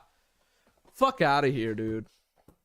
I don't want to live in America if we're gonna do war crimes like every other Tuesday and like not even acknowledge it and shit. Because there's been motherfuckers that have gone to jail, like Edward Snowden had to leave the fucking country because he leaked war crimes. So if we're not gonna take war crimes seriously, fuck our government. Fuck them. Fuck them. I don't give a shit. I don't give a shit. discrimination, saying the move would considerably weaken the right to political participation of non-Jewish minorities. Palestinians' right to political participation, according to Jerusalem-based human rights group B'Tselem, is under constant attack. In 2015, Prime Minister Benjamin Netanyahu sparked backlash for filming himself complaining about Arab voter turnout, saying that they were voting in droves. In a disturbing development, during the 2019 elections, Benjamin Netanyahu's Likud party provided activists with some 1,200 cameras only in Arab communities. Jamel Baransi, deputy mayor of Reina, an Arab town in northern Israel, complained, "We noticed that each of these representatives had a camera on them, on their bodies, a move he believed was designed to intimidate voters." After the election, the PR firm behind the operation boasted on Facebook, "Thanks to the fact that our observers were placed in every Arab polling station, the percentage of voter turnout dropped to under 50%, the lowest seen in recent years." Wow. The firm's head, Sagi Kaiser, had previously said, "Arabs are sitting alone in the polling station. We don't trust them. We let them vote in our country even though it's our country. They should at least vote truthfully." Palestinian Israeli citizens' political history has also been fraught with political violence, especially during the Second Intifada. The violent crackdown by Israeli forces was not limited to the occupied territories. In fact, 13 Palestinians were killed in Israel proper and over 1,000 arrested. Disparities in justice also prevail, with Palestinians typically being placed in pretrial detention while Israeli Jews get bail. Oh, there's more racism right there. More fucking racism. Okay, let's go back. So, Israeli Jews. Typically being placed. Disparities in justice also prevail, with Palestinians typically being placed in pretrial. Okay, here we go. Palestinians, pretrial detention.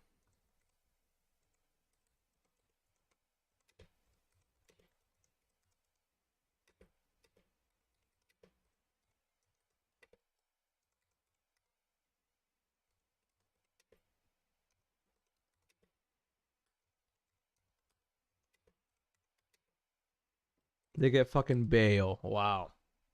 Detention while Israeli Jews get bail. Desmond Tutu, the South African bishop, whose anti-apartheid activism earned him a Nobel Prize, would write in 2014, "I know firsthand that Israel has created an apartheid reality within its borders and through its occupation. The parallels to my own beloved South Africa are painfully stark indeed." In 2022, Michael Link, then Special Rapporteur on Human Let's go back. Whose anti-apartheid activism earned him a Nobel. Disparities in justice also prevail, with Palestinians typically being placed in pretrial detention while Israeli Jews get bail.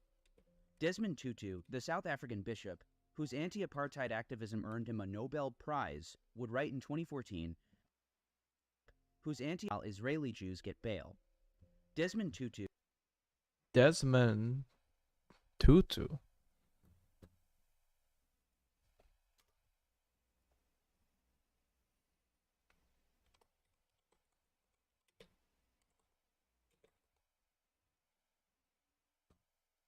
The South African bishop,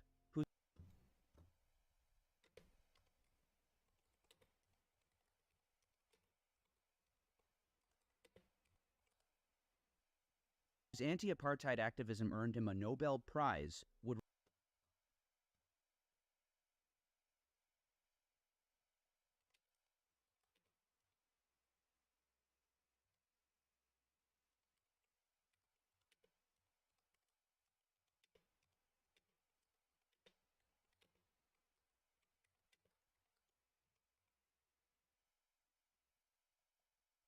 What did he say? What did he say?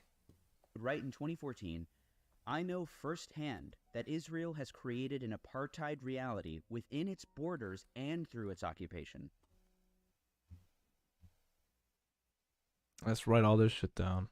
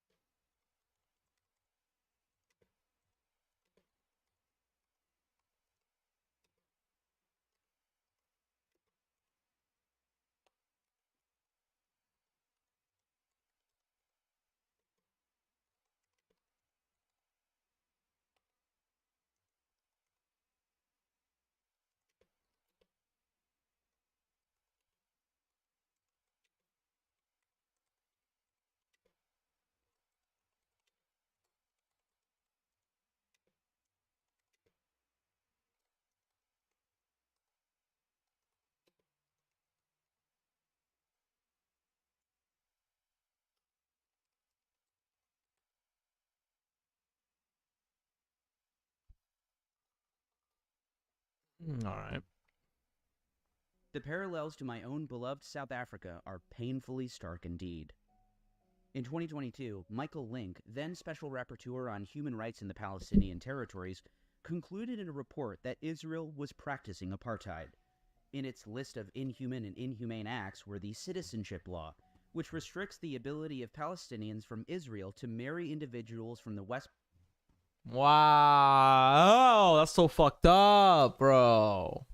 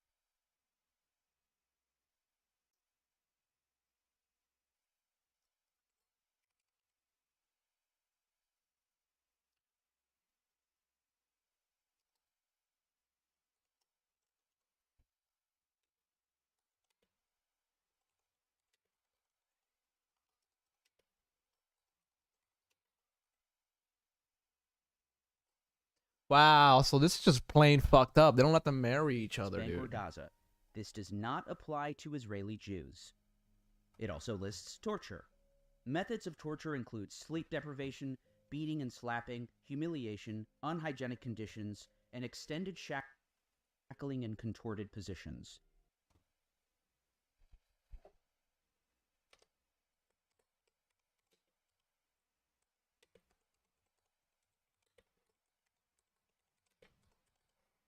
I'm just gonna put they do inhumane Citing a torture report from too. the Public Committee Against Torture in Israel, who, in a 2022 report to the Office of the Prosecutor of the International Criminal Court, listed several prisons inside Israel which practice grueling torture. Amnesty International's report on apartheid in Israel had examined specifically the inhumane acts of forcible transfer, administrative detention and torture, unlawful killings and serious injuries, and the denial of basic freedoms committed against the Palestinian population in Israel and the occupied Palestinian territories.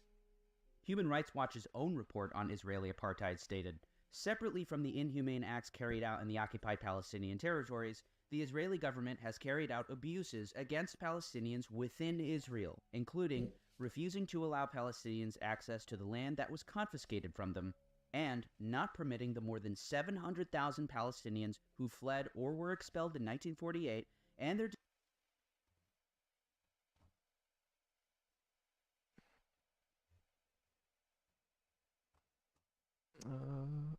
Here we go. More crimes against humanity.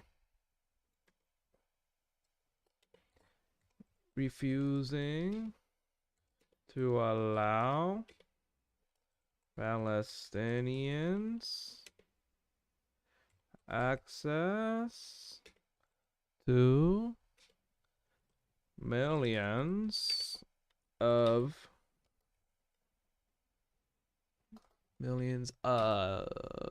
dunams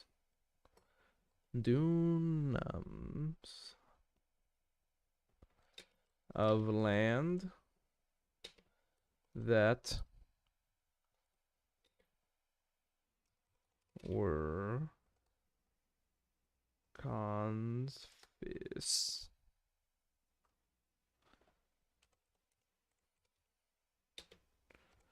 from them and not permitting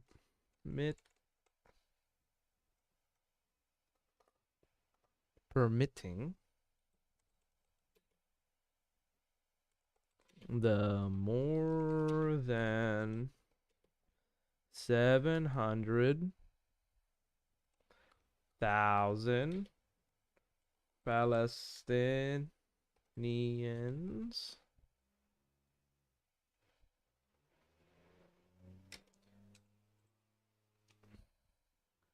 who fled or were expelled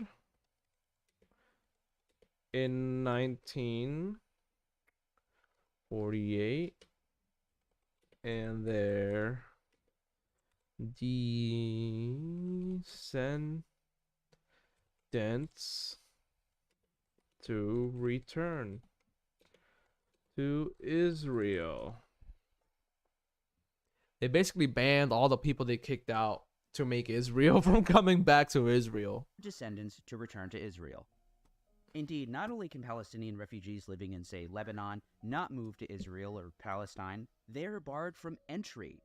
They can't even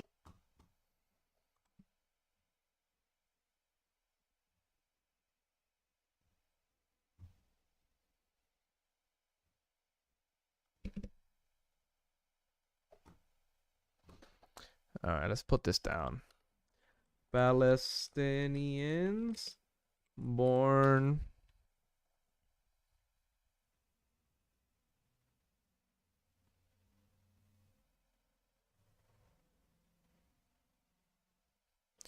Palestinians born outside of Gaza or West Bank, Israel cannot return.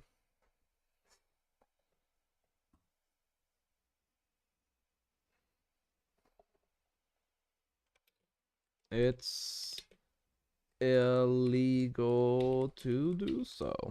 There we go.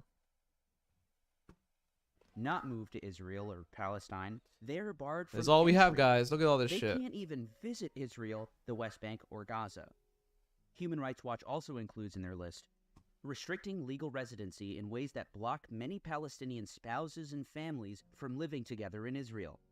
Indeed, since 2002, Israel has prohibited Palestinians from the West Bank and Gaza from gaining residency in Israel through marriage. As a result of this policy, tens of thousands of families have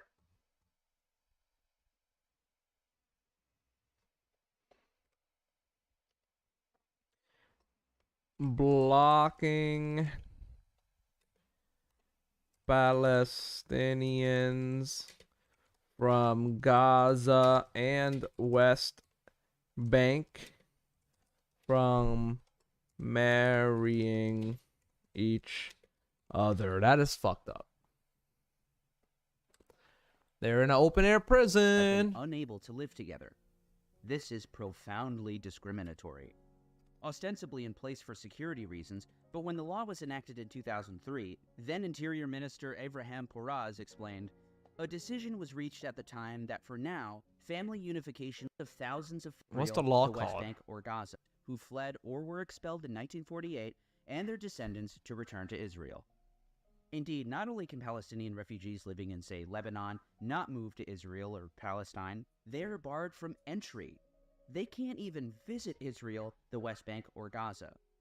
Human Rights Watch also includes in their list restricting legal residency in ways that block many Palestinian spouses and families from living together in Israel. Indeed, since 2002, Israel has prohibited Palestinians from the West Bank and Gaza from gaining residency in Israel through marriage. As a result of this policy, tens of thousands of families have been unable to live together. This is profoundly discriminatory. Ostensibly in place for security reasons, but when the law was enacted in 2003, then Interior Minister Avraham Poraz explained, a decision was reached at the time that for now, family unification would cease, as it was felt that it would be exploited to achieve a creeping right of return. That is, tens of thousands of Palestinian Arabs are coming into the state of Israel.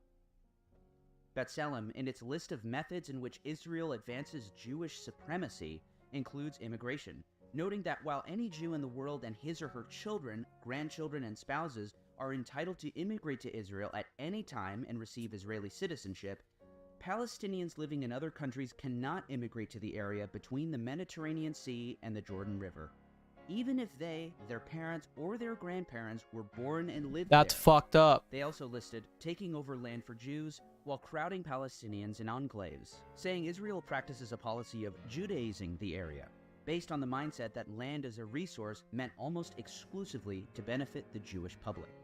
Indeed, current Finance Minister Bezalel Smotrich even used this term openly.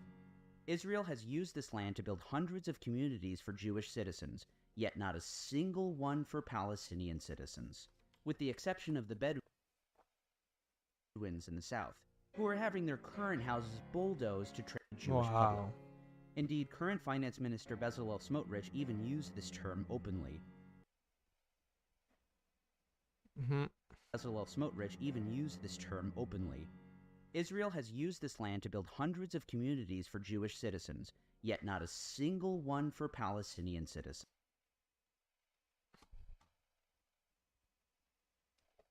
Israel hasn't built a single Palestinian community.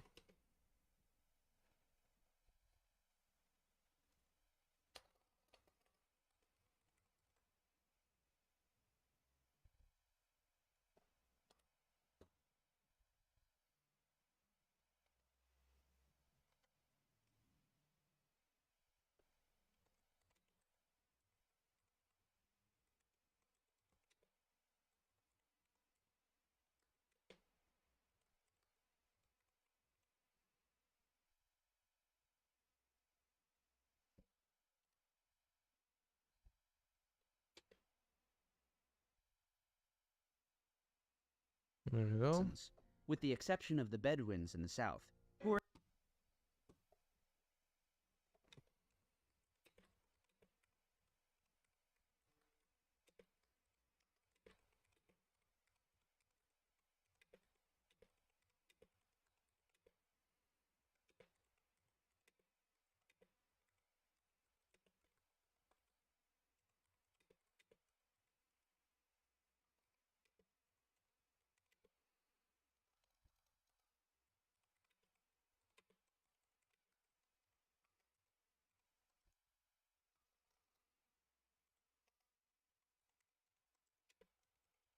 There we go. Okay, I'm not gonna write much anymore. I'm fucking bulldozed to done. transfer them I'm to new tired. townships. B'Tselem concluded in their report on Israeli apartheid that Israel demographically engineers the space through laws and orders that allow any Jew in the world or their relatives to obtain Israeli citizenship, but almost completely denies Palestinians this possibility. Let's write that. That looks very important. Obtain Israeli citizenship, but almost completely denies Palestinians this possibility. Ah! To obtain Israeli citizenship, but almost completely denies Palestinians this possibility. Bam. And that's basically the crux of the argument. That's basically the crux of the argument right here. Israel demographically engineers shit. The space through laws and orders that allow any Jew in the world or their relatives to obtain Israeli citizenship,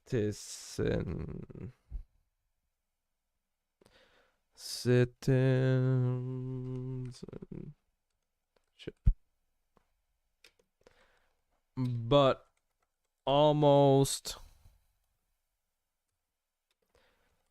completely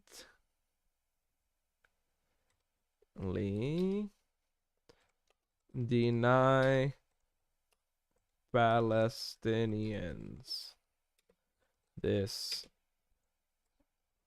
possibility. Bam! Right there. That's basically it.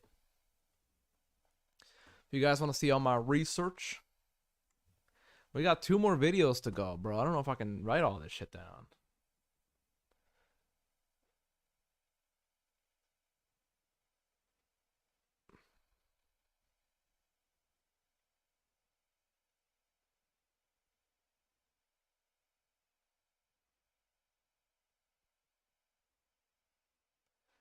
It's a lot. It's a lot of shit. Let's keep doing more research. A regime that uses laws, practices, and organized violence to cement the supremacy of one group over another is an apartheid regime.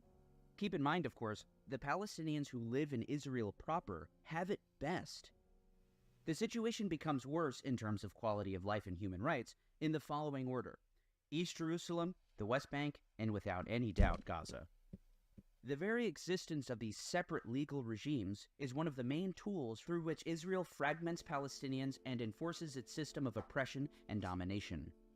As a 2017 UN report on Israeli apartheid described it, the different legal rights afforded to different sectors serve to enfeeble opposition to it and to veil its very existence, and lie at the heart of the apartheid regime. The same report refers to Palestinians in Israel as Domain 1, which serves to sustain the myth that one portion of the Palestinian population enjoy the full benefits of democracy. If the Palestinians who live in Israel themselves are relegated to second-class citizenship and abused and persecuted against, one can only imagine just how dire and desperate the situation is for all the other domains, the West Bank and Gaza. Yeah, like if the ones in Israel itself are being prosecuted and harassed and shit, just imagine the ones in the other part, the Palestinians in the other part of the country. They're fucked. That the West Bank is indeed held by the State of Israel in belligerent occupation. The long arm of the state in the area is the military commander. It's more popular to say that Gaza is somehow free from Israeli control, even though it enforces what a UN report described as a medieval military blockade controlling imports and exports, export taxes, the territorial waters and airspace, and has blocked the building of an airport and seaport. They control electricity lines, the underwater cable that phone calls are placed on, the network that provides internet, and the frequencies assigned to Palestinian cell phone companies. There's a God damn.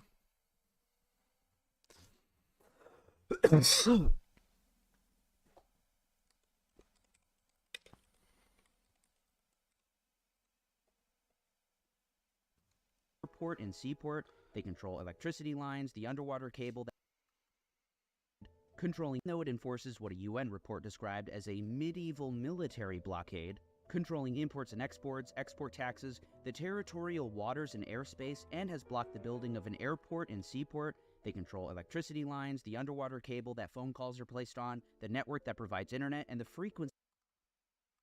God damn. Now free from Israeli control, even though it enforces what a UN report described as a medieval military blockade, controlling imports and exports, export taxes, the territorial waters and airspace, and has blocked the building of an airport and seaport. They control electricity lines, the underwater cable that phone calls are placed on, the network that provides internet, and the frequencies assigned to Palestinian cell phone companies. There's a reason Human Rights Watch, the International Committee of the Red Cross, the United Nations, and Israel's leading expert on international law, Professor Yoram Dinstein of Tel Aviv University, have all concluded that Gaza is occupied by Israel and is therefore responsible for exports, export taxes, the territorial waters and airspace. Damn.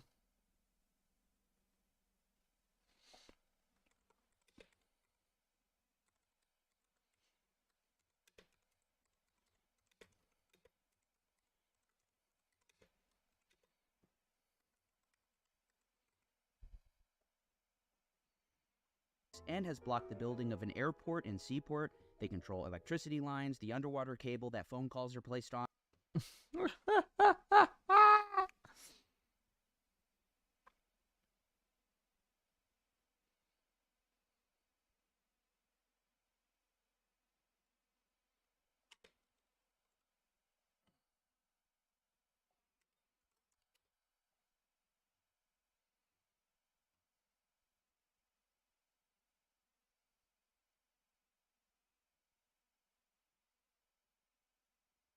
Uh,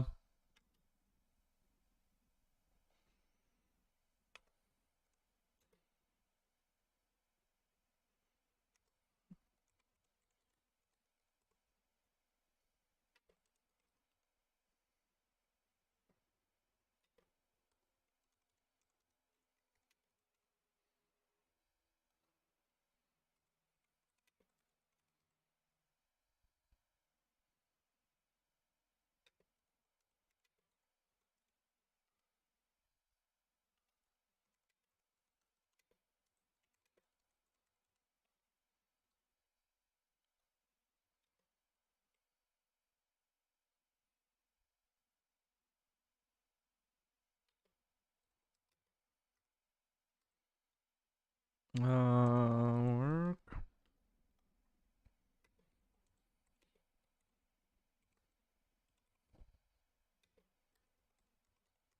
There we go.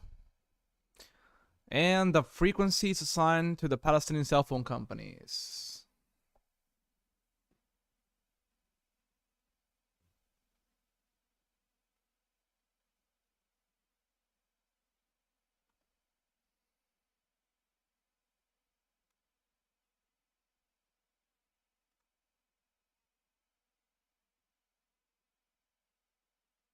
Wait a second, something happened.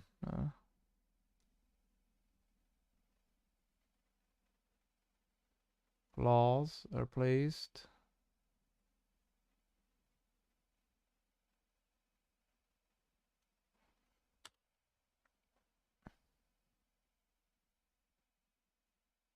Okay, it's just going too far.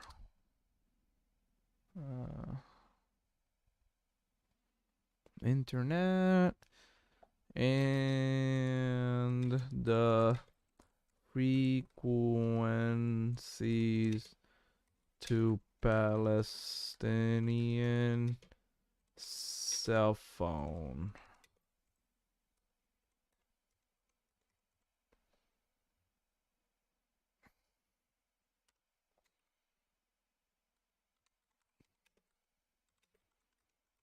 Okay. Mid.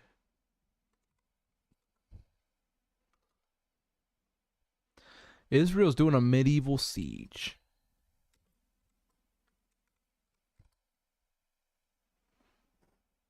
Damn. On the network that provides internet and the frequencies assigned to Palestinian cell phone companies.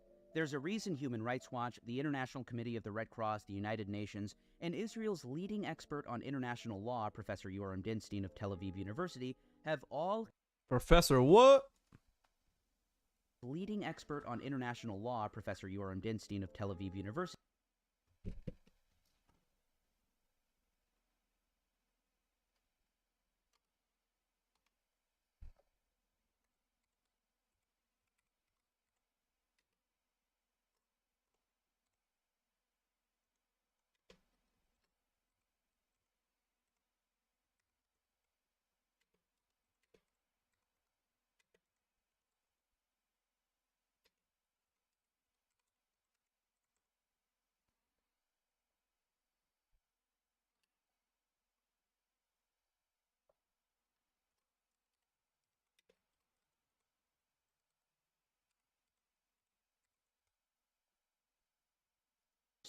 Have all concluded that Gaza is occupied by Israel and is therefore responsible for its population.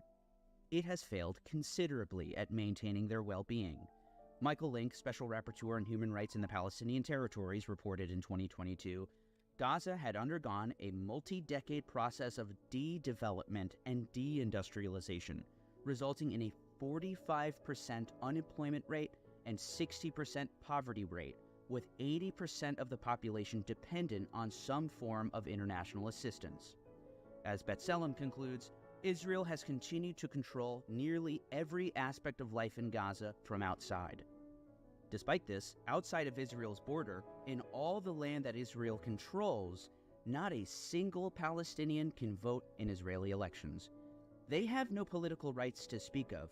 In the West Bank, an Israeli Jew, or in fact a Jew from anywhere in the world, can live with full citizenship and benefits, while a Palestinian doesn't have citizenship. Israeli Jews go to civil court, while Palestinians go to military court, with an over 99% chance of being convicted. Hundreds are held without any charges at all, and can be held indefinitely without any trial whatsoever, with full citizenship. 45% unemployment. Despite this, outside of Israel's border, in all the land that Israel controls, not a single Palestinian can vote in Israeli elections. They have no political rights to speak of.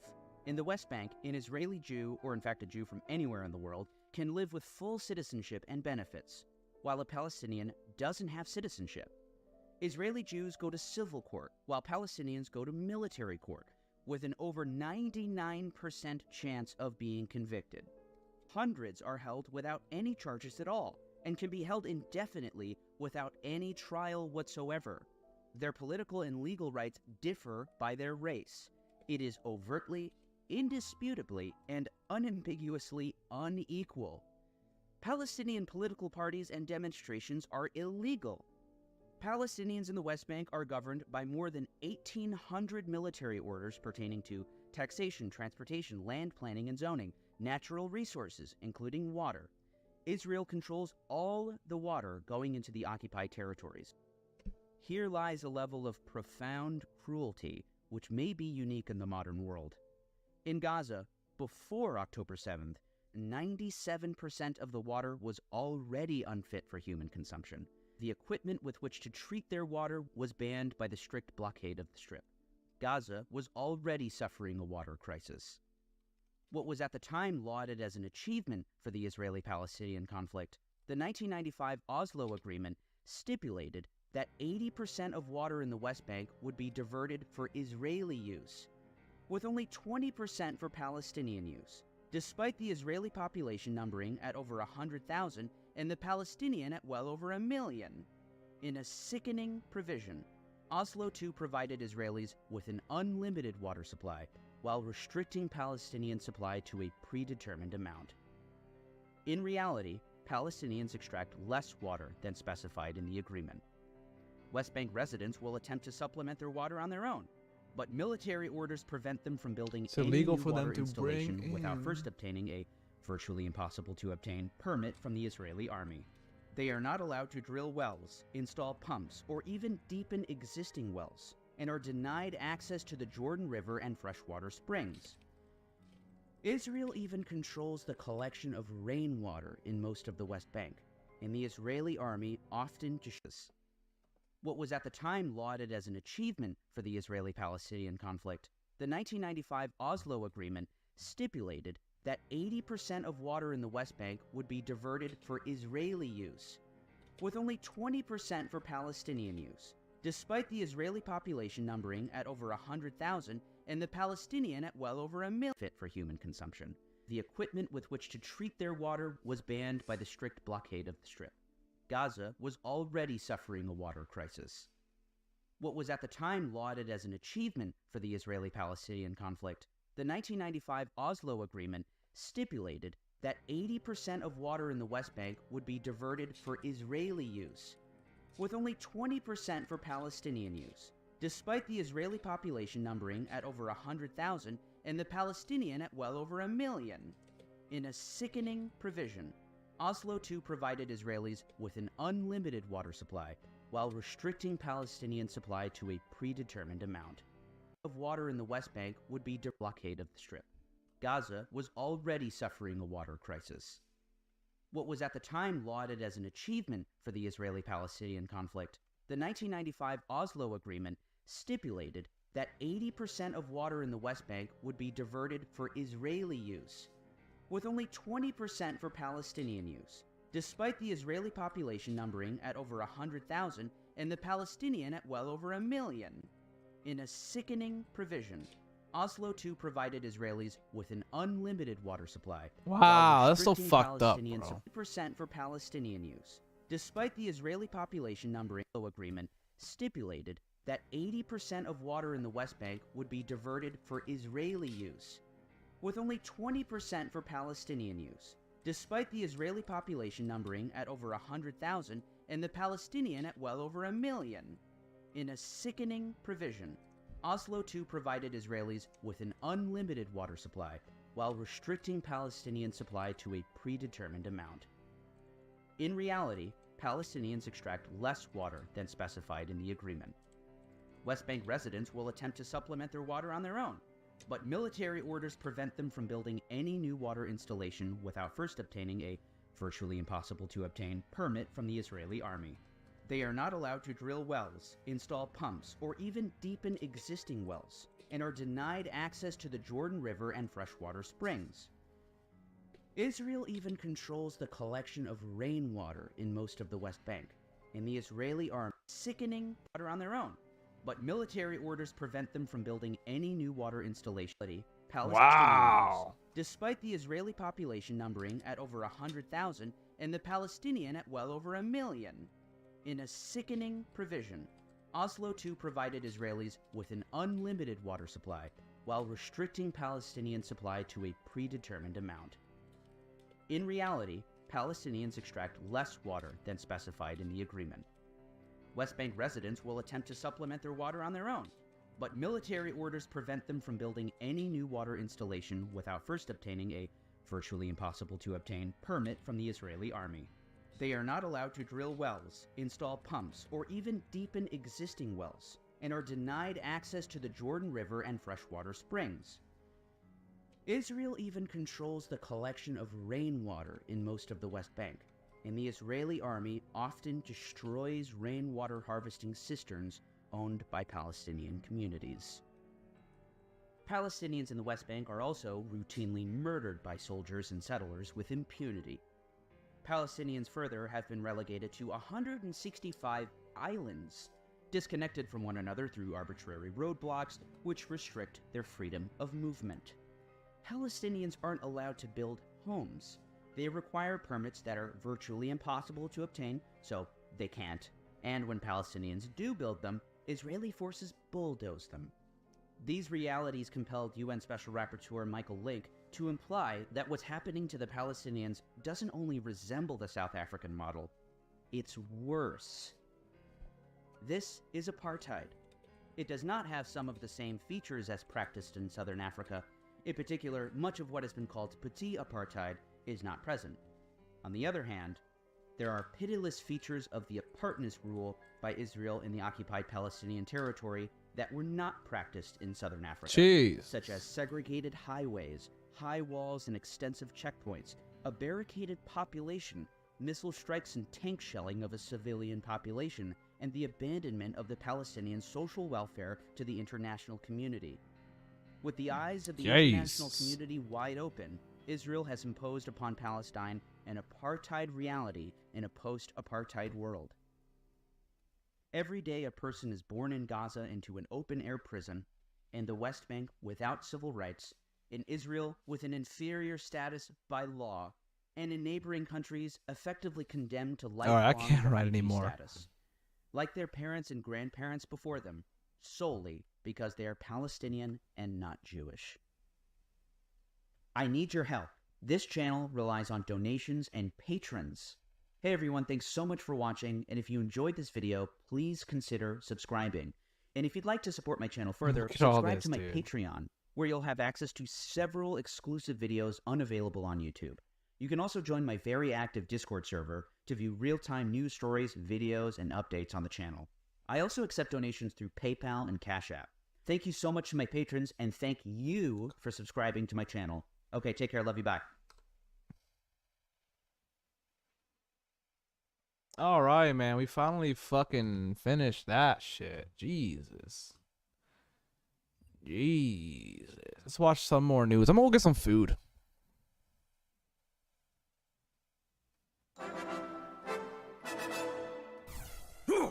Cody hungry!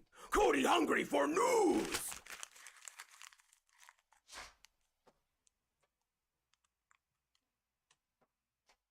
Hello, everybody. So, Palestine and Israel. We're not going to talk about it because we're told it's too complicated to understand or discuss or do anything about.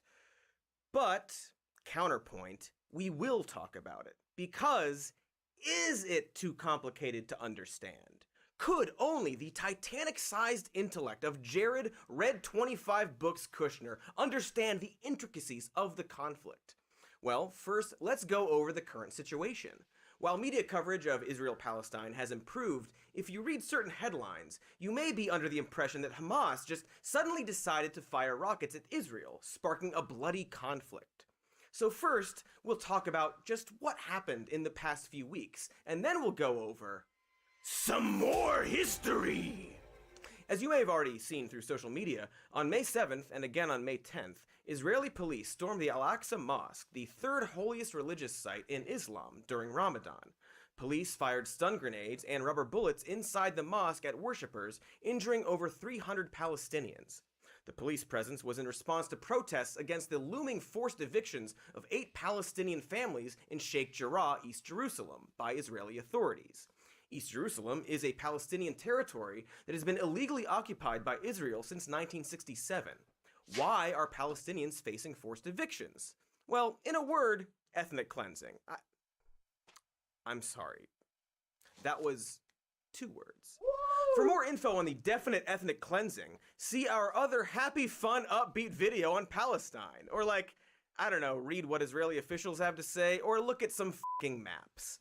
But anyway, as it turns out, the rocket attacks by Hamas did not come out of nowhere, and in fact were pretty predictable, given that Hamas's military leader, Mohammed Deif, made a statement on May 5th. The Qassam brigades will not stand idly by in the face of attacks on the Sheikh Jarrah neighborhood. They will pay a heavy price if the aggression against our people in the Sheikh Jarrah neighborhood does not stop immediately. This was on May 5th, in response to police violence against protesters. The Israeli police's escalation to storming the Al-Aqsa Mosque happened days later, on May 7th and May 10th. So the rocket attacks aren't exactly random violence if Hamas is giving a direct threat and explanation of the violence. But Cody, says patriotic anime titty lover 69, are you siding with Hamas? Do you stand terrorism? Well, thank you, patriotic anime titty lover 69, for your service. Obviously, Hamas sucks, but pointing out that Hamas's actions are not random acts of violence isn't the same as siding with them, nor is solidarity with Palestinians, as Ted Cruz and Ben Shapiro and other liars might want you to believe. To be clear, hurting civilians is never justified, even when it's in retaliation, and especially when it's an escalation. True When facts. Hamas fires at Israel, injuring or killing random civilians, not only is it a travesty for Israeli civilians who are harmed, it also undermines public sympathy for innocent Palestinians. Hamas's actions give the Israeli military quote-unquote justification to bomb and kill tenfold Gazans and continue to ethnically cleanse Palestinians. I'm sorry, wait, what I meant to say is, Hamas's actions gave Israel justification to do surgical airstrikes against Hamas that ends up killing sickening numbers of children, top doctors, destroying their one coronavirus testing site, flattening residencies, and demolishing buildings housing media organizations, including the Associated Press, and hitting refugee camps. You know, surgical war crimes. Every time the Israeli military kills a child, a doctor, destroys media outlets, or levels a residential block, they use Hamas as a justification in the name of self-defense. Weirdly, this right to defend itself is never extended to Palestine. But whatever, the IDF can bomb anything at once if Hamas even farts within 500 miles of the target. The Israeli government claimed Hamas was hiding in the AP media building, and we showed the US evidence, despite the Secretary of State, Anthony Blinken, saying the US hasn't seen any of this evidence. Yikes, guys. Awkward. Maybe work on your story together before you go to the press. Get him, Cody. Apparently, Hamas is hiding behind every child killed in Gaza. To put it in terms that we in the US can understand, Hamas is a bit like cocaine. Did police do an unwarranted arrest and a bit of brutality? Oh well, what do you know? Turns out we found cocaine in their wallet. Oops, did we do a few war crimes? Well, we found Hamas in their wallets, we swear. In the IDF's words, they just had to bomb that refugee camp because an apartment nearby was used as terror infrastructure in the area of the Al-Shati refugee camp. Was it really? Who knows now, because it's all been blown to smithereens. Also, apparently the alleged targets were some computers, which were moved before the strike, so whoops. Fucking computers, bro. Israeli Prime Minister Benjamin Netanyahu, indicted with criminal charges of corruption and bribery, argues that Hamas hides behind civilians. The human shields argument is interesting, in that even if it were true, the answer always seems to be, so we murdered the shit out of the human shield. It's like in Die Hard, when Hans Gruber holds Holly Gennaro hostage and goes, "To get to me, you'll have to shoot the hostage," or whatever. And then John McClane goes, "Okay," and shoots both of them. And then the movie ends, victorious. And this part of the episode is honestly the most levity we're going to get with this topic. So, we have to do an ad, and we're going to. So, here's the transition to that. Okay? Okay. Sorry. Hey, it's the ad part for advertising. This year, you might be a little more adventurous in going out. You might just keep staying inside. Maybe it's both. Maybe it's neither somehow. When I do any combination of those, I can wear Mack Weldon to feel stylish and comfortable. And if you haven't guessed, Mack Weldon is sponsoring this video, and they are offering you 20% off your first order when you visit mackweldon.com/somenews and use code SOMENEWS. Mack Weldon has a wide variety of men's essentials: socks, shirts, hoodies, underwear, polos, or active shorts. Some might say that those are also women's essentials. You can all get them. It's fine. I don't care. The point is, Mack Weldon promises comfort and a consistent fit. They have a wide range of customizable fabrics to keep you comfy no matter what your day is like. If you don't like the first pair of underwear from them, you can keep them and still get a refund. Their free loyalty program, Weldon Blue, gets you free shipping for life for level 1, and once you reach level 2 by spending $200, you get 20% off every order for the next year. I got their sweatpants, wore them, and didn't take them off for time period redacted. I also got what they refer to as Sunday pants. They look like pants you can wear outside and out and about. They feel like you're never leaving the house again. Can you guess which one I chose? Wide spectrum of extremely comfortable possibilities is my point. So, for 20% off your first order, visit mackweldon.com/somenews and enter promo code SOMENEWS. Goodbye to this advertisement. Wow, what a smooth transition to and from an advertisement while talking about war crimes and stuff. Good God. Okay, anyway, back to Hamas and the IDF. It's unfair to compare Hamas to the IDF, says patriotic anime titty lover 69. The horniest strawman I've ever made up for the sake of an argument. Hamas is evil, while the IDF is the most moral army in the world, according to a tweet from Netanyahu sharing a PragerU video. They have vegan boots, for God's sake. Sure, both Hamas and the IDF bomb civilians, but the IDF does it veganly. It is actually unfair to compare the IDF to Hamas, because the IDF has one of the most well-equipped, heavily US-funded armies in the Middle East, whereas Hamas does not. Israel ranks 14th globally in terms of military funding, with over $21 billion in spending, or almost 6% of its GDP. $3.8 billion came from the US in military aid to Israel in 2020, an annual commitment, and the US sells hundreds of millions of dollars worth of advanced military equipment to Israel every year. Israel has compulsory military service of 30 months for men and 24 months for women. Sexist. The draft starting 18 years and older. They had over 170,000 active duty military personnel as of 2018. And they have a secret nuclear arsenal. That's not a joke. They literally have an estimated 80 secret nuclear warheads. Meanwhile, Hamas's militant numbers are estimated in the tens of thousands. Their main weapons are unguided rockets, as opposed to Israel's precision missiles. Israel and Egypt have deployed a military land, air, and sea blockade around Gaza since 2007. And while the blockade's good at preventing things like clean water, medicine, humanitarian aid from entering the country, it's been unable to prevent rocket materials from being smuggled into Gaza. Rockets can even be made out of plumbing pipes, repurposed dud Israeli bombs, burning sugar, and fertilizer. Through a patchwork of domestic production and smuggling, Hamas had an estimated supply of 7,000 rockets before the current conflict. While it's not nothing, it's next to nothing compared to Israel's $21 billion price tag military. And Israel's highly advanced US-designed and supported Iron Dome intercepts 90% of Hamas's rockets. What this means is a vast difference in the numbers of casualties. Now, it's always weird to compare the numbers of lives lost, because obviously to the families of those killed, total body count isn't comforting. But it needs to be mentioned when one side of a conflict bears the brunt of the most casualties, especially when it comes to civilians. In this most recent skirmish or clash or dust-up or whatever you want to call it, attacks by Hamas killed 12 people of the 9 million people in Israel, including 2 children. The IDF killed at least 227 of the 2 million people in Gaza, including 64 children.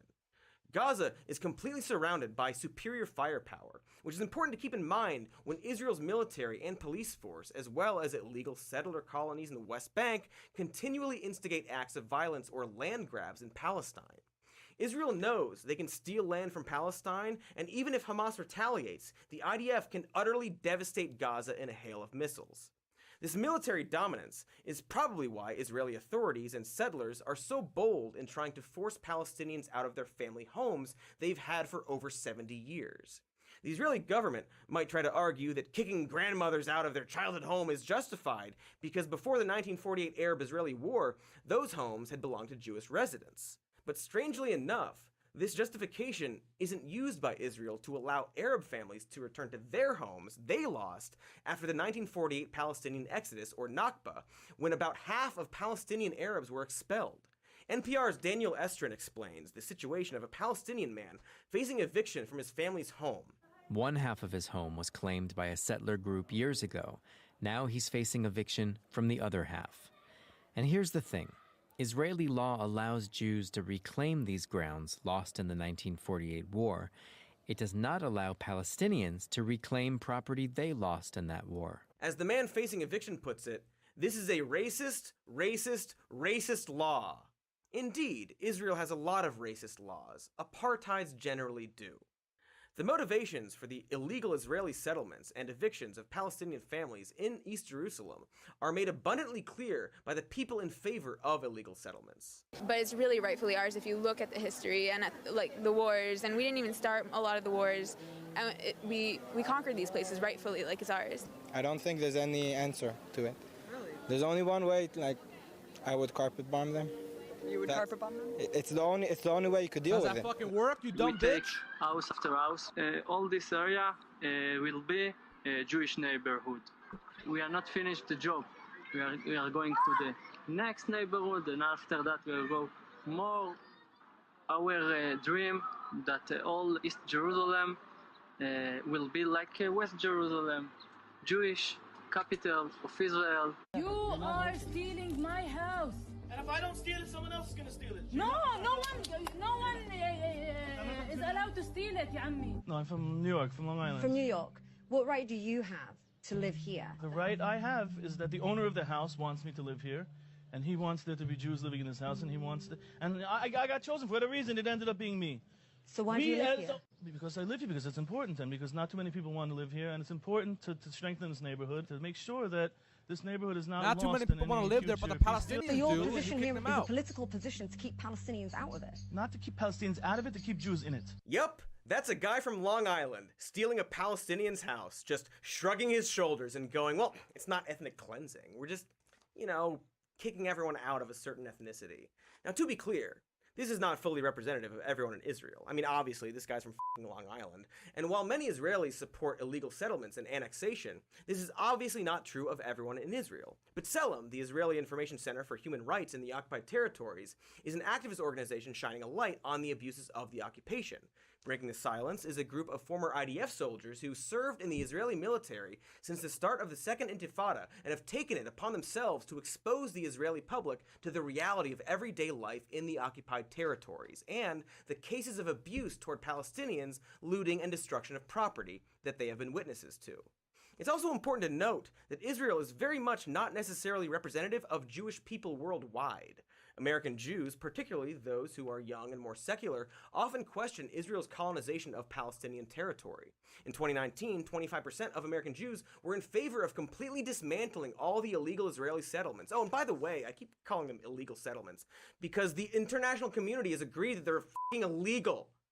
In contrast, only 6% of Israelis were in favor of such a move.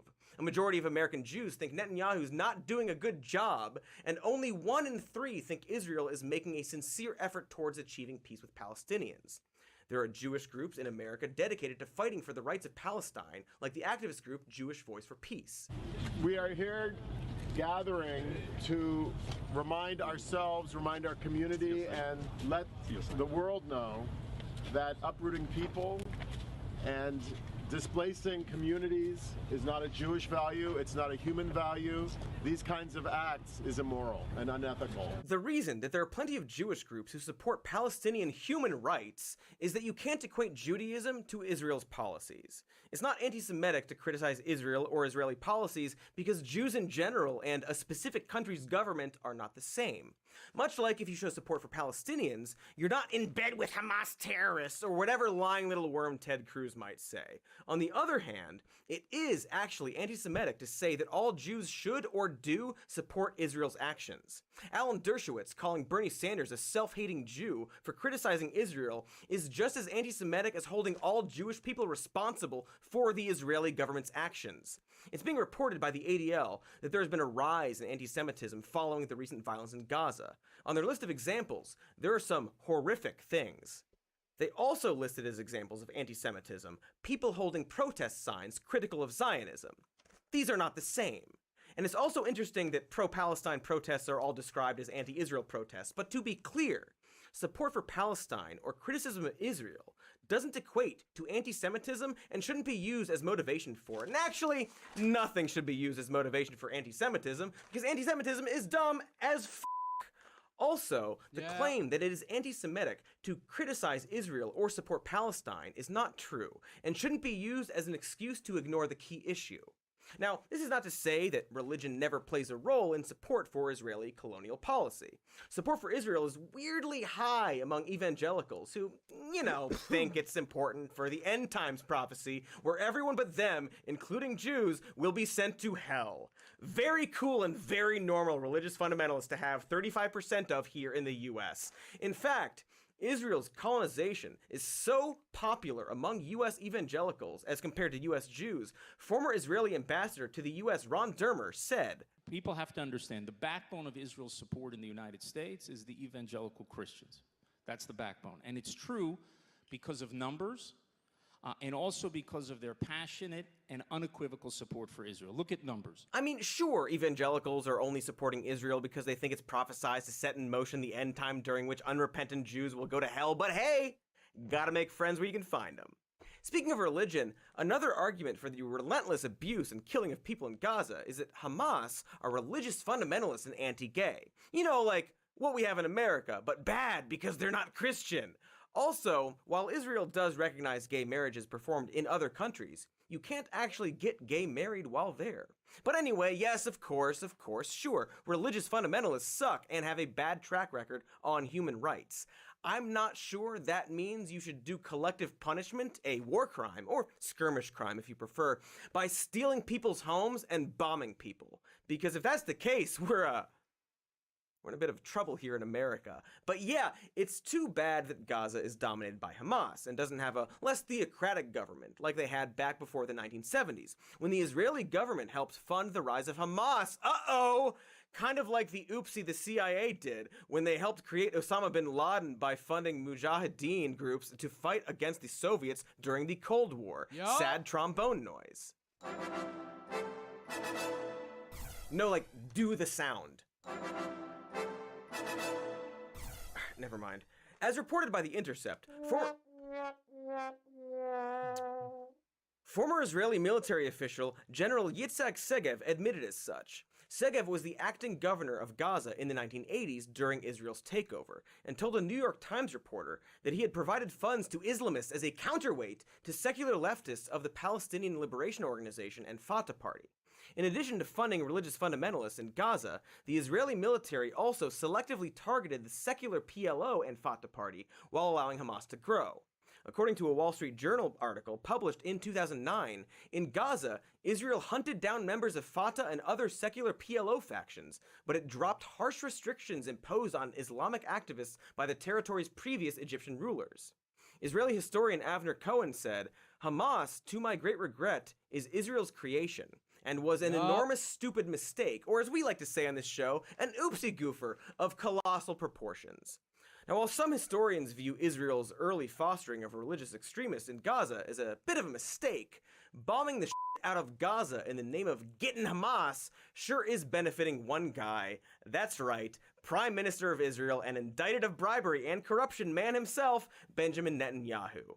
You see, Netanyahu was on the cusp of losing power, as his political opponents were nearing the completion of a coalition agreement between the Palestinian Israeli minority in parliament and right-wing defectors who no longer supported Netanyahu. But, as opposition leader Yair Lapid stated, the fire always breaks out just when it's most convenient for the prime minister. The attacks on the mosque and subsequent retaliation by Hamas, leading to the bombing of Gaza, caused the opposition coalition to fall apart due to tensions among its members. While Netanyahu himself didn't send out a memo saying, "Please escalate tensions in Gaza," according to the LA Times, around the time that the coalition-forming mandate was passed to Lapid, simmering tensions in Jerusalem boiled over, exacerbated by what turned out to be fateful moves by allies of the prime minister. Those included Israeli authorities blocking a central gathering point for Palestinians just outside the Old City during the opening days of the Muslim holy month of Ramadan, police raids on the Aqsa Mosque compound on a plateau sacred to both Jews and Muslims, and the prospective eviction of several Palestinian families in the East Jerusalem neighborhood of Sheikh Jarrah. A leader of a country and his allies wanting to use war and bloodshed for political gain? Shocking! Unheard of! I will not look to my right, your left. Well, at least there's a ceasefire. Even though the first ceasefire Hamas proposed was rejected by Israel, and the US blocked the UN resolution calling for a ceasefire because it was mildly critical of all the murders the Israeli military was doing. But after bombing a few more doctors in the Associated Press building, Israel finally agreed to the ceasefire. And immediately after that, Israeli police and settlers stormed the Al-Aqsa area, arresting Palestinian worshippers. And in Sheikh Jarrah, Israeli authorities are still bent on evicting Palestinian residents. Oh, and Israelis are doing mass arrests of Palestinian citizens of Israel for protesting the bombings of Gaza with sit-ins. You know, the oppressive ethnic cleansing stuff we talked about in the beginning of the episode. Except now it's the end of the episode, because time is a nightmare and nothing is ever learned. But maybe some things are learned. because support for Palestinians is growing in the US, with a definite shift in the discourse, including progressive lawmakers being increasingly straightforward about apartheid in Israel-Palestine. And there have been pro-Palestinian protests cropping up in major cities all over the US and the world. In fact, maybe it's because people finally recognize the extreme badness of all the war crimes against Gazans that Israel finally agreed to a ceasefire. This conflict, skirmish, war, crime-orama only lasted for 11 days, whereas the 2014 Gaza war lasted for 7 weeks and killed over 2,000 Gazans, 67 Israeli soldiers, and 5 Israeli citizens.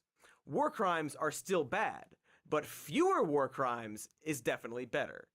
They're still silencing journalists who recognize that Palestinians deserve human rights, such as the firing of former AP journalist Emily Wilder after being cancel cultured by conservatives. But people seem to actually be pissed off by it, and other AP journalists are rallying behind Wilder. It's weird. It's like AP journalists maybe think it's not good to silence a pro-Palestinian rights reporter after their offices were obliterated by Israel in the name of killing Palestinians. So things are still bad, but people are starting to see how bad things are. And seeing that something is bad is the first step in making it less bad, and possibly, at some point in the future, Blanco, maybe good. Chura. And that is $20 Gracias. for old Thank you Cody. so much, See, Paolo. Katie bet me that I you. couldn't end this episode on a positive note, but ha ha ha, I did, and now old Cody's gonna buy himself 20 of some joke thing that costs $1, or probably just donate it to one of the charities in the description. Honestly, please just roll the credits. Woo! Some more news.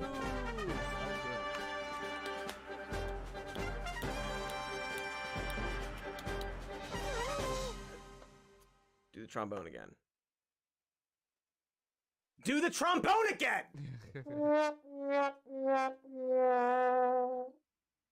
Thank you. Yeah.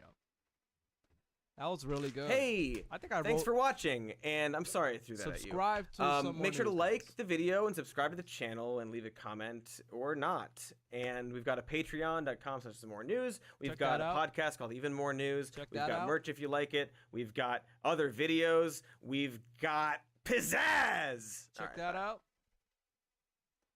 Awesome. Now, we already watched this on my channel, but this is another video that has some of the laws. I think he goes through, he talks about the Nakba law, the one law that doesn't let you marry other people from the same religion and shit. So, but I've already went through all of this thing already with the other video that we watched the first time, the GDEF. So, I'm not going to go over that again, but I will talk about these other things, like this Holocaust survivor. This news is funded by viewers like you. Please support our work at democracynow.org/give. This is Democracy Now!, democracynow.org. I'm Amy Goodman with Juan Gonzalez. As we continue to cover Israel's bombardment of Gaza, we're joined by two guests. One, Holocaust survivor, the other, one of the world's leading genocide scholars. Omer Bartov is a professor of Holocaust and Genocide Studies at Brown University. He's the author of numerous books, including most recently Genocide, the Holocaust in Israel-Palestine, First-Person History in Times of Crisis. He's an Israeli-American scholar who's been described by the U.S. Holocaust Memorial Museum as one of the world's leading specialists on the subject of genocide. He recently signed an open letter warning of Israel committing a potential genocide in Gaza. We're also joined by Marion Ingram. She's an 87-year-old Holocaust survivor who's been protesting outside the White House calling for a ceasefire in Gaza. Longtime activist who was an organizer with SNCC, the Student Nonviolent Coordinating Committee, in the 1960s. She's the author of The Hands of War, A Tale of Endurance and Hope from a Survivor of the Holocaust, and Hands of Peace, a Holocaust survivor's fight for civil rights in the American South. We welcome you both to Democracy Now! We're going to begin with Marion Ingram. Before we talk about the ceasefire in Gaza, I'd like you to respond to the censuring of the only Palestinian-American member of Congress, Rashida Tlaib, whose speech we just played. I totally support her comments, and I think it is, on top of that, shameful that her justified defense of human lives is considered anti-Semitic. It is pro-human beings. I find it horrific that the politicians have the nerve to censure righteous voices for peace and for the lives of Gazans who are being murdered. It is slaughter that is happening. And Rashida Tlaib is, in my eyes, a hero. Netanyahu's government, Israel's policies for decades has been the suppression of Palestinians, land grabs, deprivation of Palestinians. It is painful for me as someone who has experienced all of the terrors that Gazans are experiencing, and even the horrific attacks in Israel by Hamas. But Hamas' attack on Israel does not justify the slaughter of women and children, especially children. I was a child of war. I have experienced all of these things. I've also known for a fact that what Israel is doing will not end this conflict. It will only exacerbate it. It will increase resistance to anything. I think that Biden needs to defund all of the money that is given to Israel. Take their money back. I think get he out of should here, not Israel. only call for a ceasefire, I think he Get needs outta to here. start thinking about peace. We cannot They don't need these continue weapons. to make We don't need to send you wars millions of and dollars of call for weapons. ceasefires only to have wars start again after the ceasefire ends. We've experienced this over and over and over again. I am so tired of having to protest everything, wars, gun violence, the war against women. It is ridiculous that we are not able to think clearly. My husband has an expression, and that is all about the Benjis. I think that the happiest people in the universe must be the manufacturers of armaments. And probably are also complicit in the promotion. The fact that the United States is complicit in this murder of children is, to me, a horrific indictment of inhumanity. And I applaud Rashida Tlaib with all of my heart, with all of my being. I think she's fantastic. I just wish that there were more voices to join her in the House. Marion Ingram, I wanted to ask you, you grew up in Hamburg, Germany in the late 1930s and early 1940s. Could you tell us and to our audience, She was born in Hamburger, Germany? experiences that shaped and determined and made you want to participate in these protests Hamburger, in Washington Germany, against bro. the Israeli bombardment and invasion of Gaza?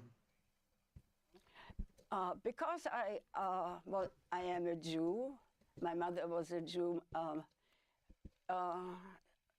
My family was murdered in 1941. My Jewish family was murdered in 1941. Hamburg Jews were sent to Minsk in Belarusia upon arrival. They were stripped and then shot and dumped into a mass grave. My grandmother was taken to by two Gestapo who came. The Gestapo were the secret police and the Nazis. And took her away the night before I turned 6 years old. From about the time I was 3 years old, I was aware that I was the object of hate, of the German of the German government, the German country. It was made clear by playmate who told me that she wouldn't play with me because I was a dirty Jew pig. I had no idea what she was talking about.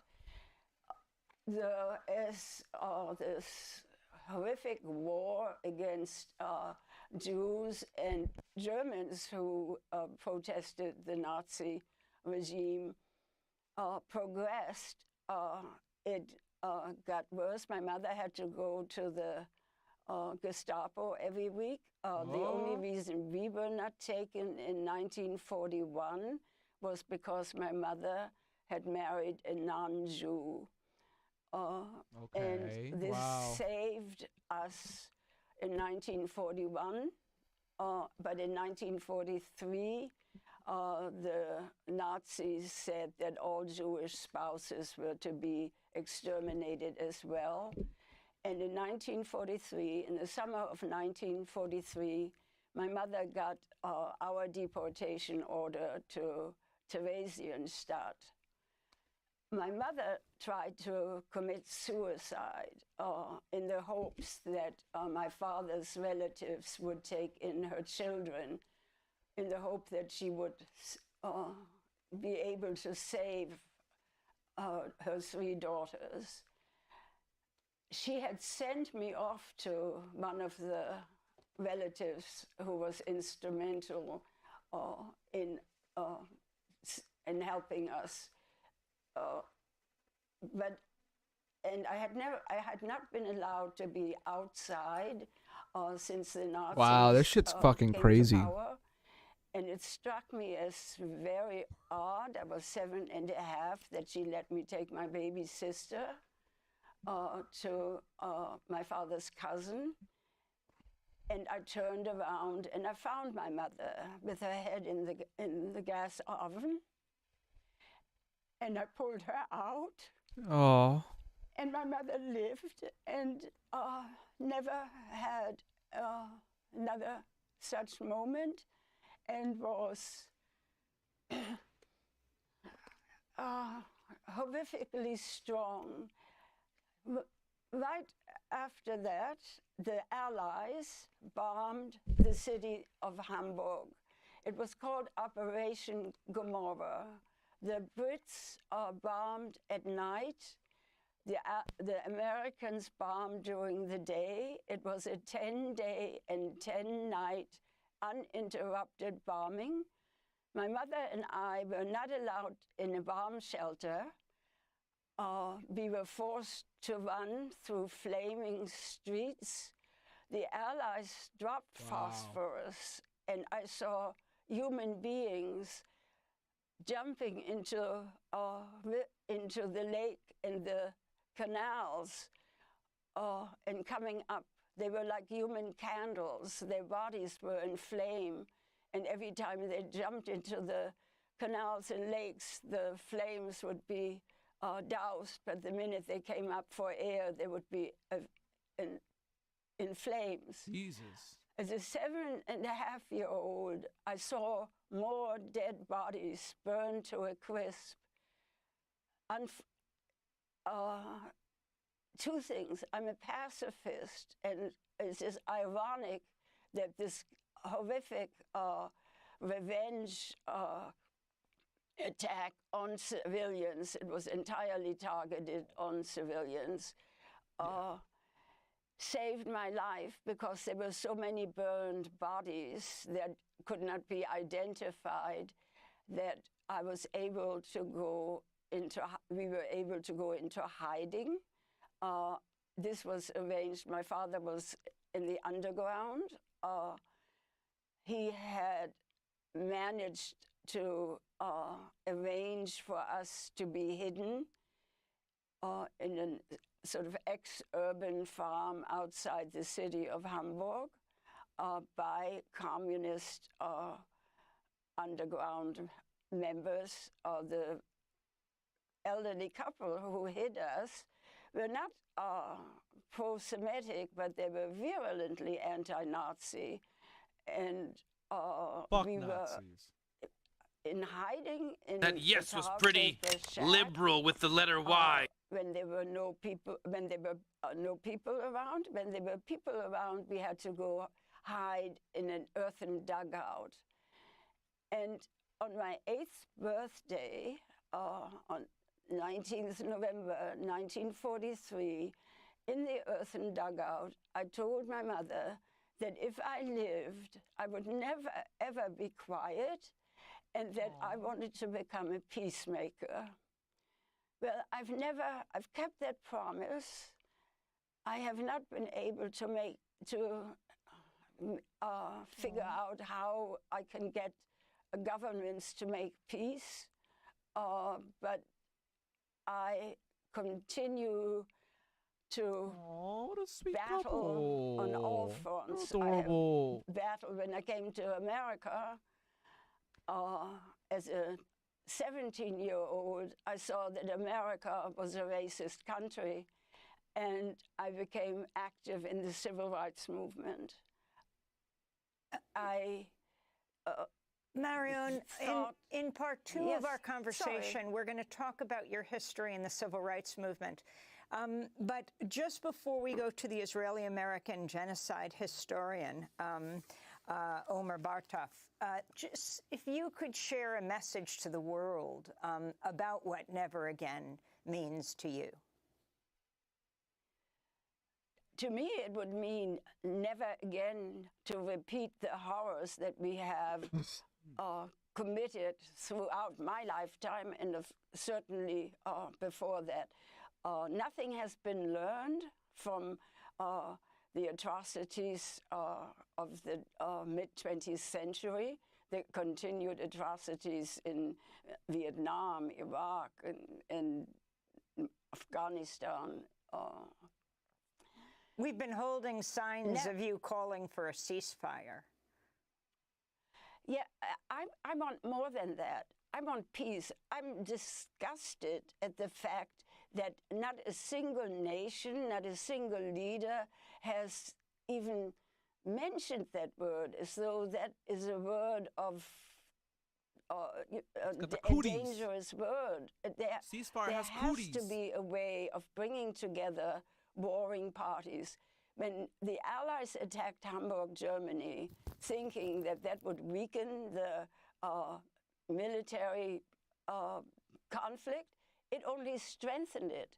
What Israel is doing in Gaza, in the West Bank, and has been doing, is only going to strengthen the attack on Israel. You cannot expect that people will be quiet after what we've all witnessed. I say, stop this madness. Yeah, I'd like to bring in Professor Omer Bartov, one of the most prominent scholars of Holocaust and genocide studies. Your sense, Professor Bartov, of what Israel is doing right now in Gaza? Well, good morning, and thank you for having me. Look, what Israel is doing right now, according to its own political leaders and military commanders, is attempting to destroy Hamas, which is the hegemonic power in Gaza at the moment. And it claims to be doing it, as retaliation for the heinous attack on October 7th, where over 1,000 civilians were butchered and 240 people were kidnapped and are still kept in Gaza.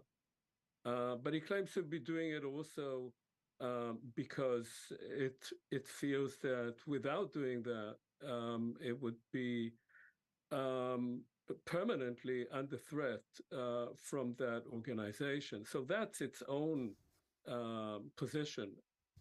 The problem with this position is not only is the massive and excessive and disproportionate killing of civilians, of Palestinian civilians in Gaza during this operation, but also that it doesn't have any clear political horizon. It is not clear what the day after would look like.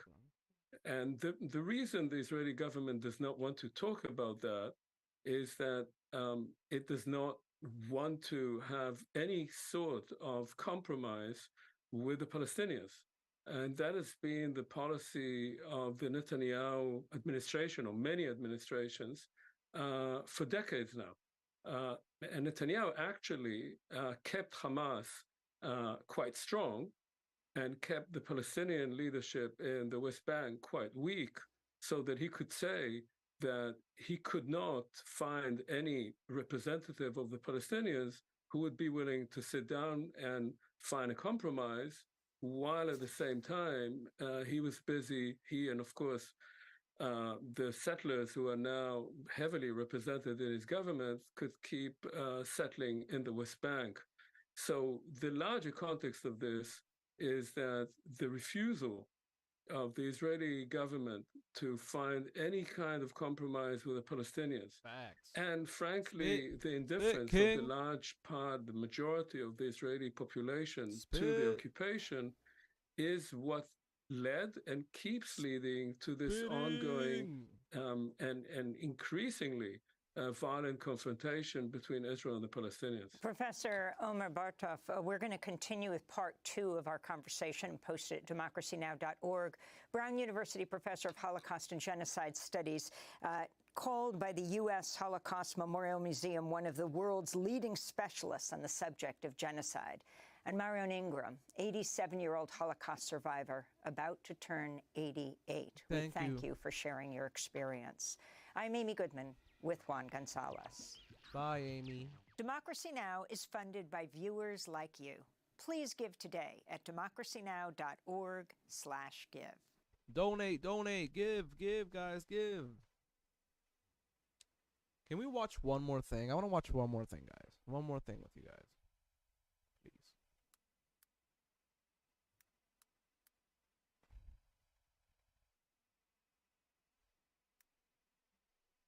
Shark made a very good video the other day. Of like the Gaza Strip and shit like that. One more video. And then we'll play some video games together. Is there a threshold for you, and do you think... You guys like video games? We'll play video games. Don't worry, guys. We'll play video games.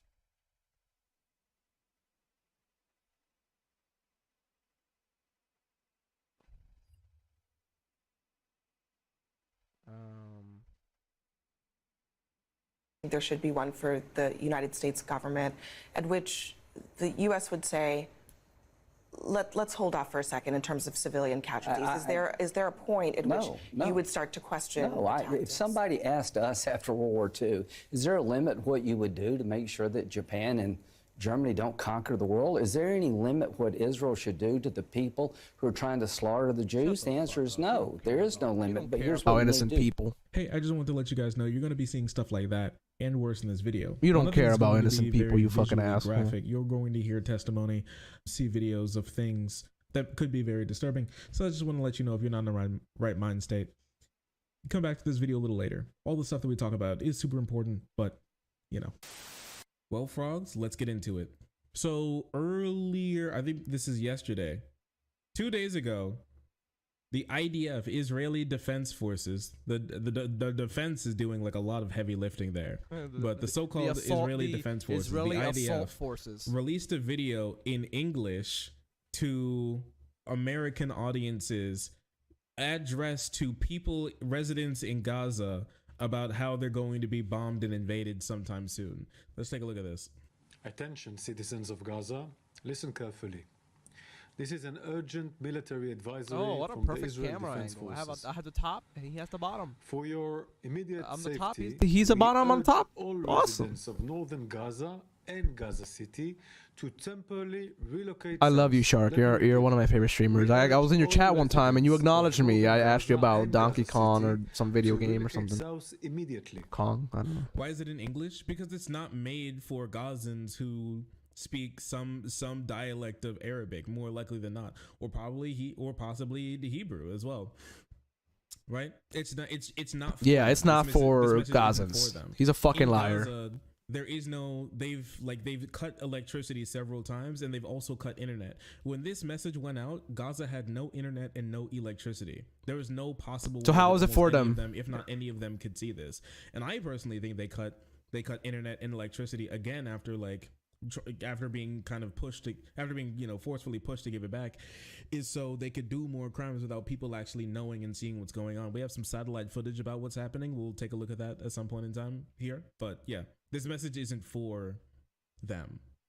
That's why it's in English. As for PR for Western audiences to give themselves some plausible deniability that they're not just wiping out generations of human beings in a small strip of an open air prison that they're keeping. Yep, literally. They're just wiping out fucking generations. And these people's bloodlines lead back to Jesus Christ himself. Once the intense hostilities end, Hamas puts your life in danger by placing weapons and forces within civilians' area in Gaza, including schools. Motherfucker, they don't have a lot of space. Gaza's a small strip of land. There's already not a lot of space. If you look at the map of Gaza, you can see like hospitals like 1 block from each other, like everywhere, because they don't have a lot of land. It's you guys are keeping them in an open air prison. Of course Hamas is gonna be like near fucking residential areas. That does not give you the right to bomb the residential areas or Hamas there. Send in special forces or something. You got better techniques. You're a better, stronger, more technological fucking military. We give you $8 billion a year plus $4 billion more recently, and you still can't fucking kill Hamas with precision strikes or something?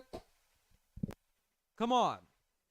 Mosques and hospitals. The impending IDF schools, mosques, and hospitals. That's where they're bombing. And so that's their justification for bombing all the schools, mosques, and hospitals. Some of the oldest architecture in humanity, honestly. And for like the modern era.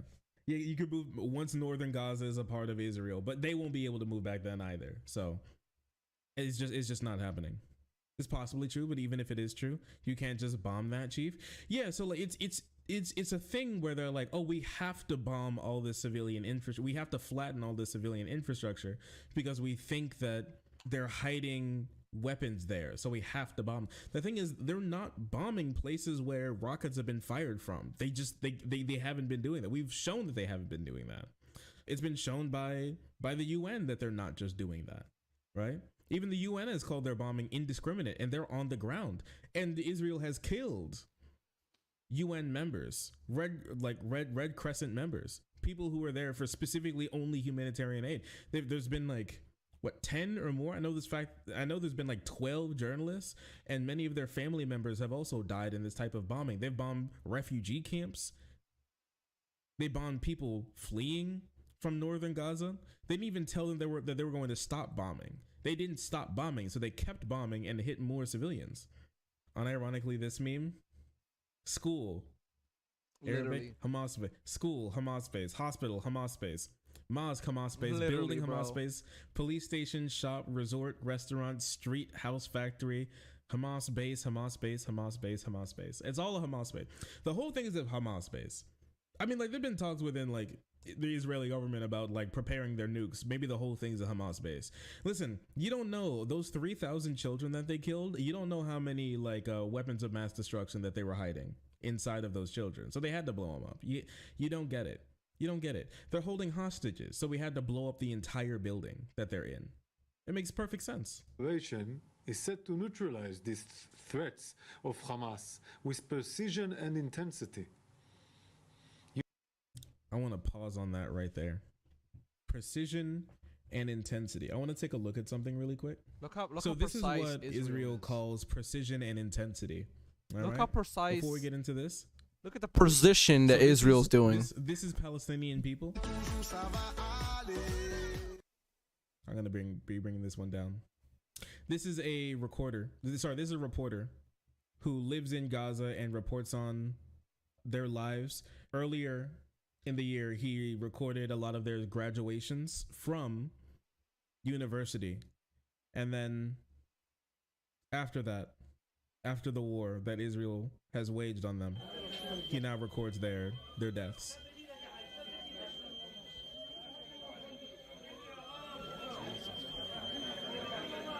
Yo, he's so desensitized. He's like, he's so out of it. Yeah, it's pretty bad.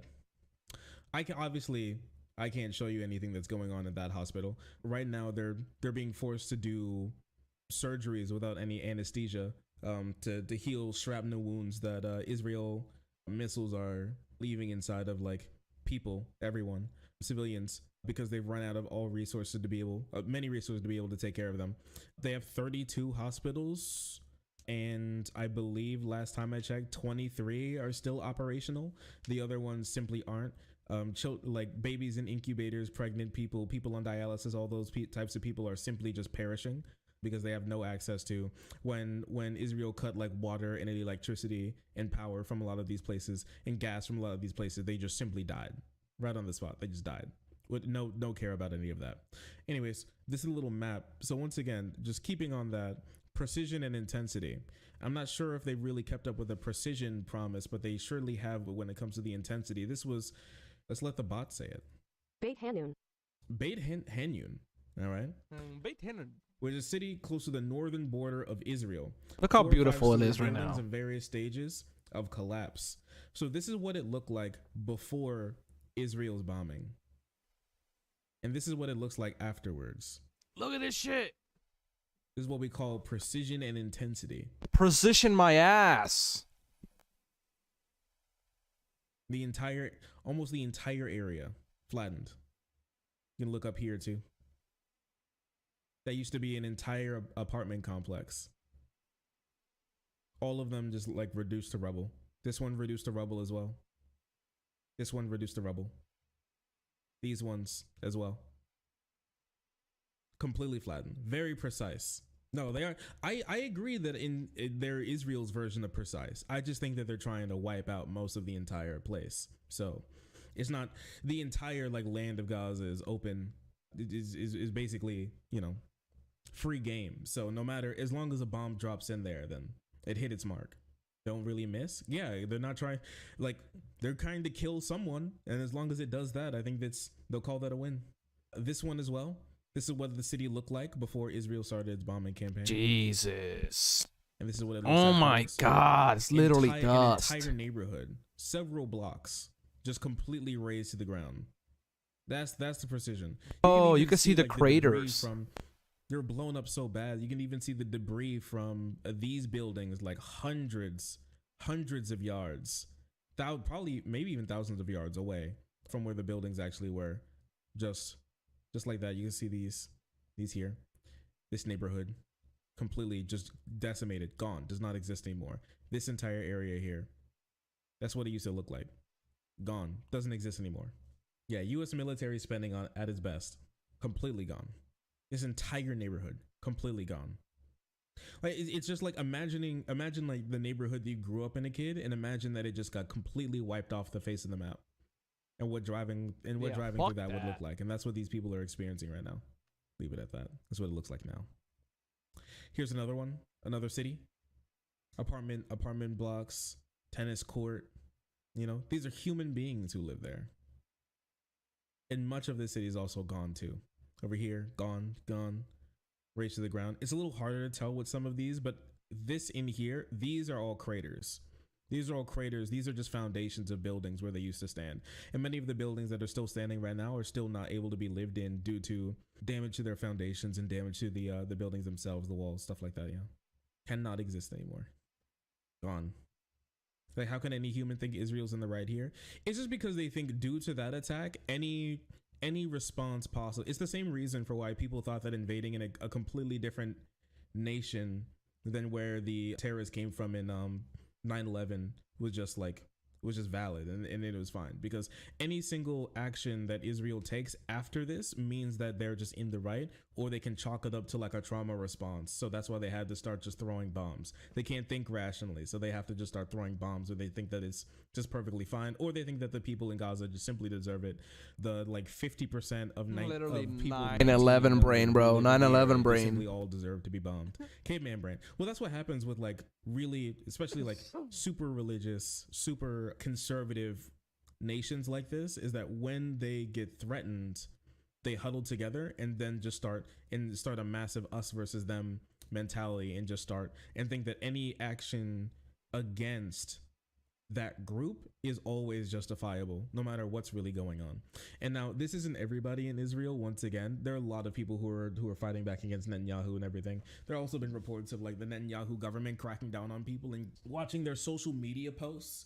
And some people have even reportedly, I'm not sure how confirmed it is yet, have been arrested for their social media posts that have, after they posted or liked stuff in support of Palestinians against what Israel's doing. But here's another like complete neighborhood wiped out, the entire neighborhood gone.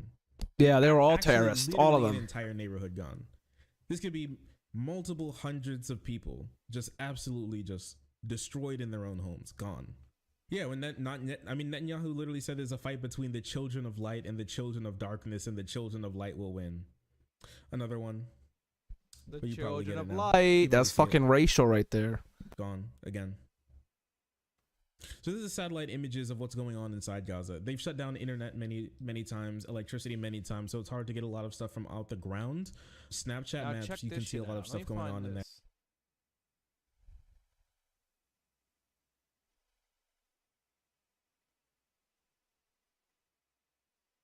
I want to find. It's a video of like a tank, bro.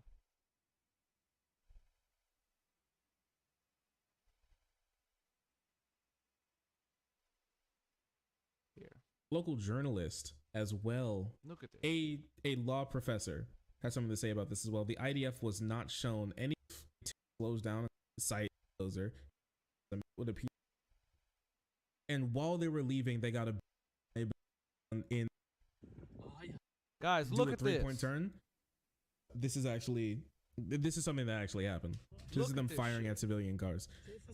Check this car up here, and that is an Israeli tank. The car turns around. The tank moves its turret, and as they do a three-point turn, the tank fires at the car, and you They can see blew the pieces of the car go civilians flying. up. They just killed those people. As that happened, as the car was turning around.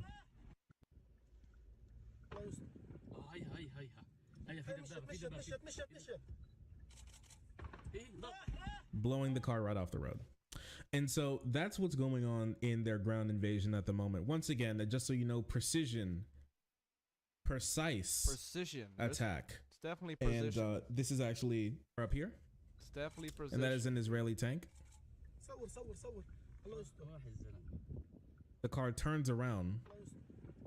The tank moves its turret. And as they do a three-point turn, the tank fires at the car. And you can see pieces of the car go flying. Fucking They just killed those people. As that happened, as the car was turning around.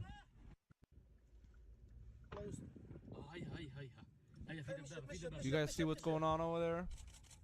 It's fucking crazy.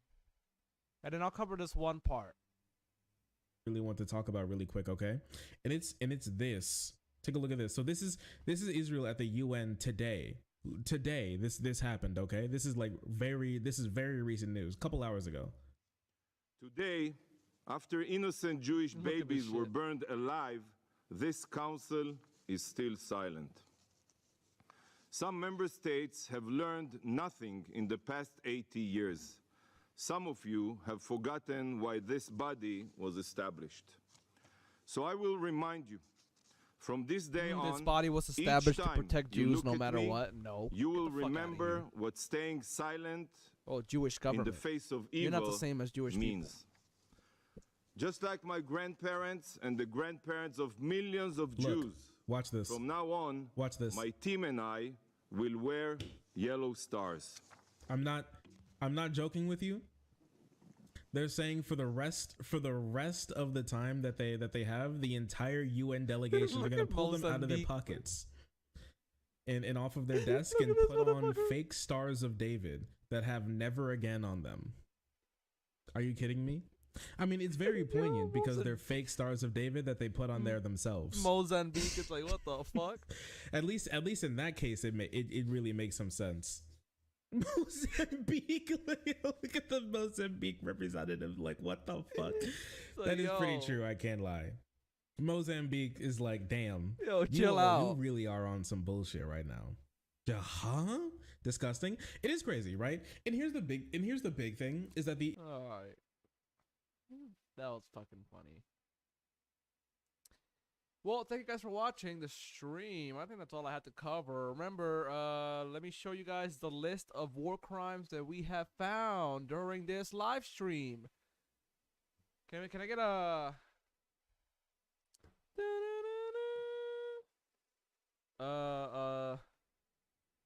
link?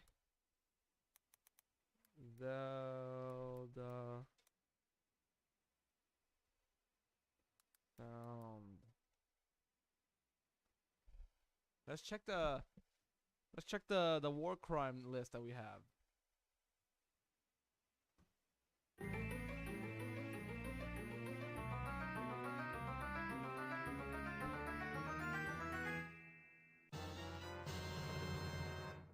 Woo! Look at these war crimes. Look at all this look at all of this fucking beautiful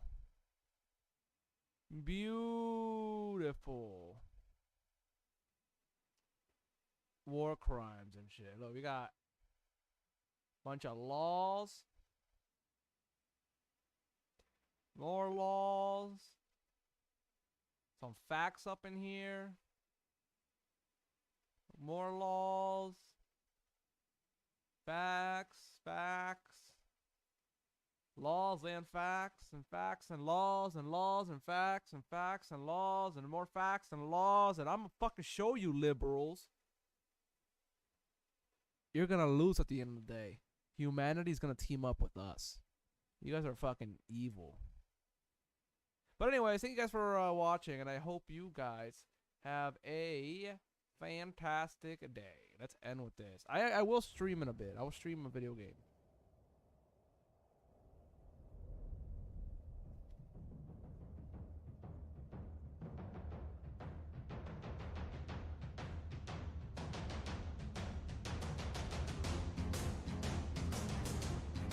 Hope you guys have a great day and a wonderful life. I love you all. Check out my upcoming gaming stream. I'm gonna play some more War Thunder.